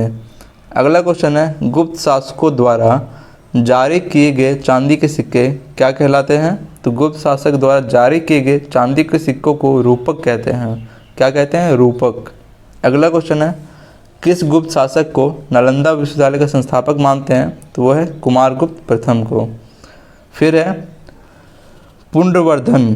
पुंड्रवर्धन भुक्ति या प्रांत जिसे कहते हैं वो कहाँ है? तो वह है उत्तर बंगाल में। फिर अगला क्वेश्चन, वह प्रथम भारतीय विद्वान कौन था जिसने गणित को एक पृथक विषय के रूप में स्थापित किया? तो वो था आर्यभट्ट। तो वह प्रथम भारतीय विद्वान कौन थे जिसने गणित को एक पृथक विषय के रूप में स्थापित किए? तो वो थे आर्यभट्ट। फिर है, तांबा का सिक्का जारी करने वाला पहला गुप्त शासक कौन था? तो वो था रामगुप्त। तो तांबा का सिक्का जारी करने वाला प्रथम गुप्त शासक रामगुप्त, और चांदी के सिक्के को रूपक कहते थे। अगला क्वेश्चन है, कालिदास की किस कृति की गिनती विश्व के 100 प्रसिद्ध साहित्यिक कृतियों में होती है? तो वह है अभिज्ञान शकुंतलम। तो कालिदास की किस कृति की गिनती जो है विश्व के 100 प्रसिद्ध साहित्यिक कृतियों में होती है? तो वह है अभिज्ञान शकुंतलम। अगला क्वेश्चन है, वर्तमान गणित में दशमलव प्रणाली के आविष्कारक का श्रेय जो है किस युग को है? दशमलव प्रणाली का आविष्कार का श्रेय जो है गुप्त युग को ही जाता है। अगला क्वेश्चन है, गुप्त काल के सर्वाधिक लोकप्रिय देवता कौन थे? तो वो थे विष्णु। तो गुप्त काल के सर्वाधिक लोकप्रिय देवता कौन थे? वो थे विष्णु। अगला क्वेश्चन है, मेहरौली जो अभी का दिल्ली है स्थित लौह स्तंभ का निर्माण किस सदी में हुआ था? तो वो था चतुर्थ सदी में। अगला क्वेश्चन है, कुमार संभव महाकाव्य किस कवि ने लिखा है? तो कुमार संभव जो लिखा है वो कालिदास ने। तो कुमार संभव महाकाव्य किस कवि ने लिखा है? कालिदास ने। अगला क्वेश्चन है, नालंदा विश्वविद्यालय की स्थापना का युग है? तो वह है गुप्त युग। तो नालंदा विश्वविद्यालय की स्थापना का युग है वो है गुप्त।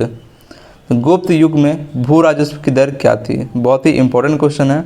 गुप्त युग में भू राजस्व की दर क्या थी? तो वो था उपज का छठा भाग। उपज का छठा भाग। अब है गुप्तोत्तर काल जिसमें पुष्यभूति वंश और वर्धन वंश को हम लोग पढ़ेंगे। तो इसमें पहला क्वेश्चन है, पुष्यभूति वंश की स्थापना किसने किया था? तो ये क्या था? पुष्यभूति वर्धन ने किया था। तो पुष्यभूति वंश की स्थापना पुष्यभूति वर्धन ने किया था। पुष्यभूति वंश का सबसे प्रतापी राजा कौन था? तो वो था हर्षवर्धन। तो पुष्यभूति वंश का सबसे प्रतापी राजा कौन था? वो था हर्षवर्धन। अब है अगला क्वेश्चन, हर्षवर्धन के समय में कौन सा चीनी तीर्थयात्री भारत आया था? तो वो था हिनसांग। तो हर्षवर्धन के समय कौन आया था? हिनसांग। अगला क्वेश्चन है, चालुक्य राजा पुलकेशिन द्वितीय को किसने पराजित किया? तो वो था नरसिंह वर्मन प्रथम ने किया था। चालुक्य राजा पुलकेशिन द्वितीय को किसने पराजित किया? नरसिंह वर्मन प्रथम ने। अगला क्वेश्चन है, किस व्यक्ति को द्वितीय अशोक कहा जाता है? तो कहते हैं हर्षवर्धन को। बहुत ही अच्छा क्वेश्चन है। किस व्यक्ति को द्वितीय अशोक कहा जाता है? तो वह है हर्षवर्धन। फिर है अगला क्वेश्चन हमारा, बाणभट्ट किस सम्राट के राजदरबारी कवि था? तो बाणभट्ट जो था वो था हर्षवर्धन का राज दरबारी कवि था। तो बाणभट्ट किसके दरबार में था? तो वो था हर्षवर्धन। अगला क्वेश्चन है, हिनसांग भारत में लगभग कितने साल तक रहा था? तो वो रहा था 14 सालों तक रहा था। तो हिनसांग भारत में लगभग कितने साल तक रहा? तो वो था 14 वर्षों तक। अगला क्वेश्चन है कुंभ मेला को प्रारंभ करने का श्रेय किसे जाता है? तो वो जाता है हर्षवर्धन को। बहुत ही अच्छा क्वेश्चन है। कुंभ मेला का प्रारंभ करने का श्रेय किसे जाता है? तो वह हर्षवर्धन को जाता है। अगला क्वेश्चन है नर्मदा नदी पर सम्राट हर्ष के दक्षिणावर्ती अग्रगमन को रोका था किसने? तो वो तो रोका था पुलकेशिन द्वितीय ने। नर्मदा नदी पर सम्राट हर्ष के दक्षिणवर्ती अग्रगमन को किसने रोका? पुलकेशिन द्वितीय ने। अगला क्वेश्चन है चालुक्य शासक पुलकेशिन द्वितीय ने किस नदी के किनारे हर्षवर्धन को परास्त किया? तो वो था नर्मदा नदी। अगला क्वेश्चन है हर्ष के शासनकाल में उत्तर भारत का सबसे महत्वपूर्ण शहर कौन सा था? तो वो था कन्नौज। तो हर्ष के शासनकाल में उत्तर भारत का सबसे महत्वपूर्ण शहर कौन सा था? तो वो था कन्नौज। हर्ष की आत्मकथा किसने लिखी थी? बाणभट्ट ने। कौन सा पुस्तक था? हर्षचरित। तो हर्षचरित जो है हर्ष की आत्मकथा है जिसको लिखा था बाणभट्ट ने। अगला क्वेश्चन है हर्षवर्धन अपनी धार्मिक सभा कहाँ किया करता था? तो वो करता था प्रयाग में। तो हर्षवर्धन अपनी धार्मिक सभा कहाँ करता था? प्रयाग में। अगला क्वेश्चन है वर्धन वंश की राजधानी थानेश्वर किस प्रदेश में है? तो वो है हरियाणा में। तो वर्धन वंश की राजधानी थानेश्वर किस प्रदेश में है? तो वो है हरियाणा में। अगला क्वेश्चन है हर्षवर्धन ने 606 ईस्वी में हर्ष संवत की शुरुआत की किस उपलक्ष्य में किया था? तो वो क्या था? अपने राज्यारोहण के उपलक्ष्य में किया था। अगला क्वेश्चन है हेनसांग की भारत में यात्रा के समय सूती कपड़ों के उत्पादन के लिए सबसे प्रसिद्ध नगर कौन सा था? तो वो था मथुरा। तो हेनसांग की भारत की यात्रा के समय सूती कपड़ों के उत्पादन के लिए सबसे प्रसिद्ध नगर कौन सा था? तो वो था मथुरा। अगला क्वेश्चन है कवि बाणभट्ट निवासी था थानेश्वर का। तो बाणभट्ट जो है कहाँ का निवासी था? तो वो थानेश्वर हरियाणा का। अगला क्वेश्चन है नागानंद का रचनाकार कौन था? तो ये था हर्षवर्धन। तो नागानंद का रचनाकार कौन था? तो वो थे हर्षवर्धन। अगला क्वेश्चन है सम्राट हर्षवर्धन ने 2 महान धार्मिक सम्मेलनों का आयोजन किया कहाँ पे? कन्नौज एवं प्रयाग में। सम्राट हर्षवर्धन ने 2 महान धार्मिक सम्मेलनों का आयोजन किया कन्नौज और प्रयाग में। अगला क्वेश्चन है नागानंद रत्नावली एवं प्रियदर्शिका नाटकों के नाटककार कौन थे? तो वो थे हर्षवर्धन। तो नागानंद रत्नावली और प्रियदर्शिका इसके रचनाकार कौन थे? हर्षवर्धन। अगला क्वेश्चन है गुर्जरों को किस शासक ने पराजित किया था? तो वो क्या था? हर्षवर्धन ने। तो गुर्जरों को किस शासक ने पराजित किया? तो वो थे हर्षवर्धन। अगला क्वेश्चन देखते हैं। अगला क्वेश्चन है आज भी भारत में हेनसांग को याद करने का मुख्य कारण क्या है? तो वो है सी युकी की रचना। तो कौन सी है? सी युकी की रचना किया था उसने। अगला क्वेश्चन है हेनसांग ने किस शिलादित्य कहा है? हेनसांग ने किसे शिलादित्य कहा है? तो कहा है हर्षवर्धन को। तो शिलादित्य कहा है हर्षवर्धन को। अगला क्वेश्चन है गुप्त वंश के ह्रास के पश्चात उत्तर भारत के बड़े भाग का पुनर्गठन किसने किया? तो वो क्या था? हर्षवर्धन ने किया था। तो गुप्त वंश के ह्रास के पश्चात उत्तर भारत में बड़े भाग का पुनर्गठन किसने किया? वो क्या था? हर्षवर्धन ने। अगला क्वेश्चन है बंगाल का कौन सा शासक हर्ष के समकालीन था? तो वो था शशांक। तो हर्ष के समकालीन कौन था? तो वो था शशांक। वह अंतिम बौद्ध राजा कौन था जो संस्कृत का महान विद्वान और लेखक था? तो वो था हर्षवर्धन। वह अंतिम बौद्ध राजा कौन था जो संस्कृत का महान विद्वान और लेखक था? वो था हर्षवर्धन। तो हर्षचरित किसके द्वारा लिखी गई? वो लिखी गई थी बाणभट्ट। अगला क्वेश्चन है एक चालुक्य अभिलेख के तिथि अंकन में शक संवत का वर्ष 556 दिया गया है। इसका तुल्य वर्ष क्या है? तो वह है 634 ईस्वी में। अगला क्वेश्चन है अब यहाँ पे एक इम्पोर्टेंट फैक्ट दिया हुआ है उसको भी देख लेते हैं। शक संवत का प्रचलन कुषाण वंशीय शासक कनिष्क ने 78 ईस्वी में किया था। यदि शक संवत में 556 अंकित है तो यह है ईस्वी सन 556 और प्लस 78 जो हो गया 634 ईस्वी होगा। फिर है हर्ष के समय की सूचनाएं जो हैं किस पुस्तक में है? तो यह कलहन में। तो हर्ष के समय की सूचनाएं किसकी पुस्तक में निहित है? तो वह कल्हण की पुस्तक। फिर है सम्राट हर्ष ने अपनी राजधानी थानेश्वर में कहाँ स्थानांतरित की? तो सम्राट हर्ष ने अपनी राजधानी जो है थानेश्वर से कहाँ किया? तो वो क्या था? कन्नौज में। थानेश्वर से कन्नौज किया था। अगला क्वेश्चन है उत्तर प्रदेश में स्थित वह स्थान जहाँ हर्षवर्धन ने बौद्ध महासम्मेलन का आयोजन किया वो था प्रयाग। तो उत्तर प्रदेश में स्थित वह स्थान जहाँ हर्षवर्धन ने बौद्ध महासम्मेलन का आयोजन किया वो था प्रयाग। अगला क्वेश्चन है नर्मदा नदी पर सम्राट हर्ष के दक्षिणावर्ती अग्रगमन को रोका था? पुलकेशिन द्वितीय ने रोका था। फिर है कौशय। कौशय शब्द का प्रयोग किया गया है रेशम के लिए। तो कौशय शब्द का प्रयोग हुआ है रेशम के लिए। चीनी लेखक भारत का उल्लेख किस नाम से करते हैं? तो वो करते हैं यिनतू। चीनी लेखक जो हैं भारत का उल्लेख किस नाम से करते हैं? तो वो करते हैं यिनतू। नालंदा विश्वविद्यालय के विनाश का कारण कौन थे? तो वो थे मुसलमान। तो नालंदा विश्वविद्यालय के विनाश का कारण कौन था? तो वो थे मुसलमान। किसने विनाश किया हुआ था? बख्तियार खिलजी ने। फिर है गुप्तोत्तर युग में प्रमुख व्यापारिक केंद्र कौन था? तो वो था कन्नौज। गुप्तोत्तर युग में प्रमुख व्यापारिक केंद्र कौन था? तो वो था कन्नौज। अगला क्वेश्चन है आदि शंकर जो बाद में शंकराचार्य बने थे उनका जन्म कहाँ हुआ था? तो वो था केरल में। आदि शंकर जो बाद में शंकराचार्य बने थे उनका जन्म हुआ था केरल में। फिर है आदि शंकराचार्य द्वारा स्थापित चार मठ जो हैं कहाँ स्थित हैं? तो वह हैं जोशीमठ, द्वारका, पुरी तथा श्रृंगेरी में। तो आदि शंकराचार्य द्वारा स्थापित चार मठ कहाँ है? तो वह जोशीमठ, द्वारका, पुरी तथा श्रृंगेरी में स्थित हैं। तो यहाँ पे हमारा प्राचीन भारत खत्म हो रहा है। फिर उससे अगला टॉपिक हमारा प्राचीन भारत में जो विविध तथ्य हैं वो दिया हुआ है। तो इसको शुरू करने से पहले मैं बता दूं, अगर ये वीडियो आपको पसंद आ रही है तो इस चैनल को सब्सक्राइब कर लें। और ये वीडियो मैं आपके लिए डार्क मोड में लेकर आया हूँ ताकि ये वीडियो को देखते टाइम आपके आँखों पे कम से कम इफ़ेक्ट पड़े। तो अगर ये आपको डार्क मोड पसंद आ रही है तो इस वीडियो को लाइक और शेयर ज़रूर करें। तो देखते हैं प्राचीन भारत के विविध तथ्यों में से पहला तथ्य क्या है, उसको पढ़ते हैं। तो पहला क्वेश्चन है किस विदेशी यात्री ने भारत का दौरा सबसे पहले किया था? तो वो था मेगास्थनीज। तो किस विदेशी यात्री ने भारत का दौरा सबसे पहले किया था? तो वो था मेगास्थनीज। अगला क्वेश्चन है शून्य की खोज किसने की? तो वो किया था आर्यभट्ट ने। शून्य की खोज किसने किया था? आर्यभट्ट ने। और आर्यभट्ट जो है किस युग में था? तो वो था गुप्त युग में।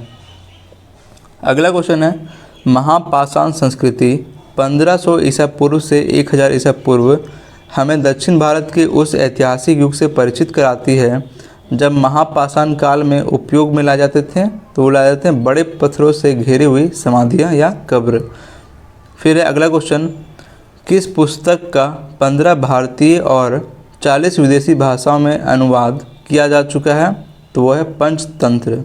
तो बहुत ही अच्छा क्वेश्चन है किस पुस्तक का 15 भारतीय और 40 विदेशी भाषाओं में अनुवाद किया गया है? तो वह है पंचतंत्र का। अगला क्वेश्चन है न्यूमिस्मैटिक क्या है? तो वह सिक्कों व धातुओं के अध्ययन को क्या कहते हैं? न्यूमिस्मैटिक्स। अगला क्वेश्चन है हितोपदेश के लेखक हैं नारायण पंडित। हितोपदेश के लेखक कौन है? नारायण पंडित। अगला क्वेश्चन है नाट्य शास्त्र की रचना किसने किया था? तो वो कहता है भरत मुनि ने। नाट्य शास्त्र की रचना किसने किया था? भरत मुनि ने। अगला क्वेश्चन है इतिहास के पिता किसे कहते हैं? तो ये कहते हैं हेरोडोटस को। तो इतिहास का पिता कहते हैं हेरोडोटस को। अगला क्वेश्चन है प्राचीन नगर तक्षशिला किसके बीच स्थित है? तो वो है सिंधु और झेलम के बीच। तो प्राचीन नगर तक्षशिला जो है किसके बीच स्थित था? सिंधु और झेलम के बीच। अगला क्वेश्चन देखते हैं वह अंग्रेज कौन था जिसने सर्वप्रथम भगवत गीता का अंग्रेजी में अनुवाद किया था? तो वो था चार्ल्स विलिकन्स। कौन था? चार्ल्स विलिकन्स। तो वह अंग्रेज कौन था जो सर्वप्रथम भगवत गीता का अंग्रेजी में अनुवाद किया? चार्ल्स विलिकन्स। अगला क्वेश्चन है पूरा पाषाण काल में आदि मानव के मनोरंजन के साधन क्या था? तो वो था शिकार। तो पूरा पाषाण काल में आदि मानव के मनोरंजन का साधन क्या था? वो था शिकार। अगला क्वेश्चन है किसको चालकोलिथिक एज कहा जाता है? तो वो कहा जाता है ताम्रपाषाण युग को। तो चालकोलिथिक एज कहते हैं ताम्रपाषाण युग को। अगला क्वेश्चन है स्वप्नवास वद्रता के लेखक हैं कौन है? भास। स्वप्नवास वद्रता के लेखक हैं भास। अगला क्वेश्चन है नालंदा विश्वविद्यालय किसके लिए विश्व प्रसिद्ध था? तो वो था तर्कशास्त्र के लिए। तो नालंदा विश्वविद्यालय किसके लिए विश्व प्रसिद्ध था? वो था तर्कशास्त्र के लिए।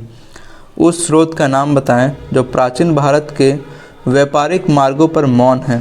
तो वह है मिलिंद पन्हो। तो वह स्रोत का नाम बताएं जो प्राचीन भारत के व्यापारिक मार्गों पर मौन है। तो वो कौन सा है? मिलिंद पन्हो।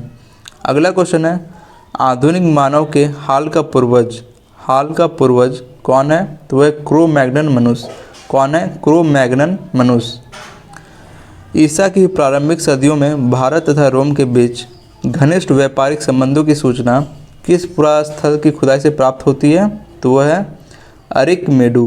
कौन है? अरिकमेडु से प्राप्त होती है। अगला क्वेश्चन है आधुनिक देवनागरी लिपि का प्राचीनतम रूप क्या है? तो वह ब्राह्मी लिपि। आधुनिक देवनागरी लिपि का प्राचीनतम रूप कौन सा था? तो वो था ब्राह्मी लिपि। मानव द्वारा सर्वप्रथम प्रयुक्त अनाज कौन सा था? तो वो था चावल। मानव द्वारा सर्वप्रथम प्रयुक्त अनाज कौन सा था? तो वो था चावल। अगला क्वेश्चन है काव्य शैली का प्राचीनतम नमूना किसके अभिलेख में मिलता है? तो वह है रुद्रदमन। तो बहुत ही अच्छा क्वेश्चन है।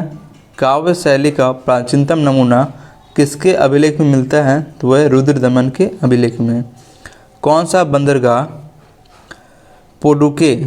पोडुके नाम से दी पेरिपल्स ऑफ द इरिथ्रियन सी लाल सागर का भ्रमण के अज्ञानमता लेखक को ज्ञात था? तो वो था अरिकमेडु।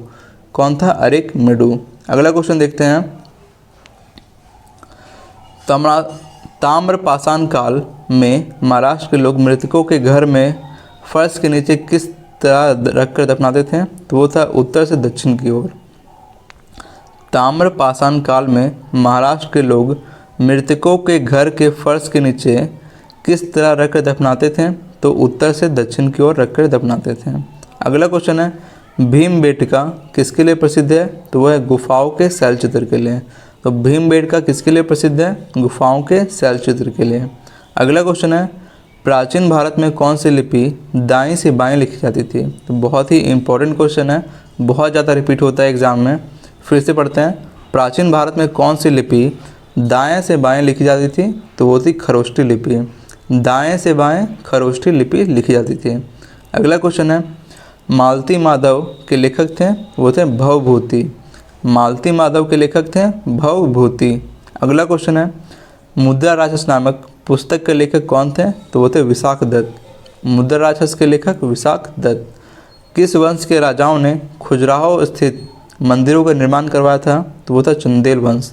तो किस वंश के राजाओं ने खजुराहो स्थित मंदिरों का निर्माण करवाया था? तो वो थे चंदेल वंश के। अगला क्वेश्चन है आबू का जैन मंदिर किससे बना है? तो वो है संगमरमर से बना हुआ है। तो आबू का जैन मंदिर बना है संगमरमर से।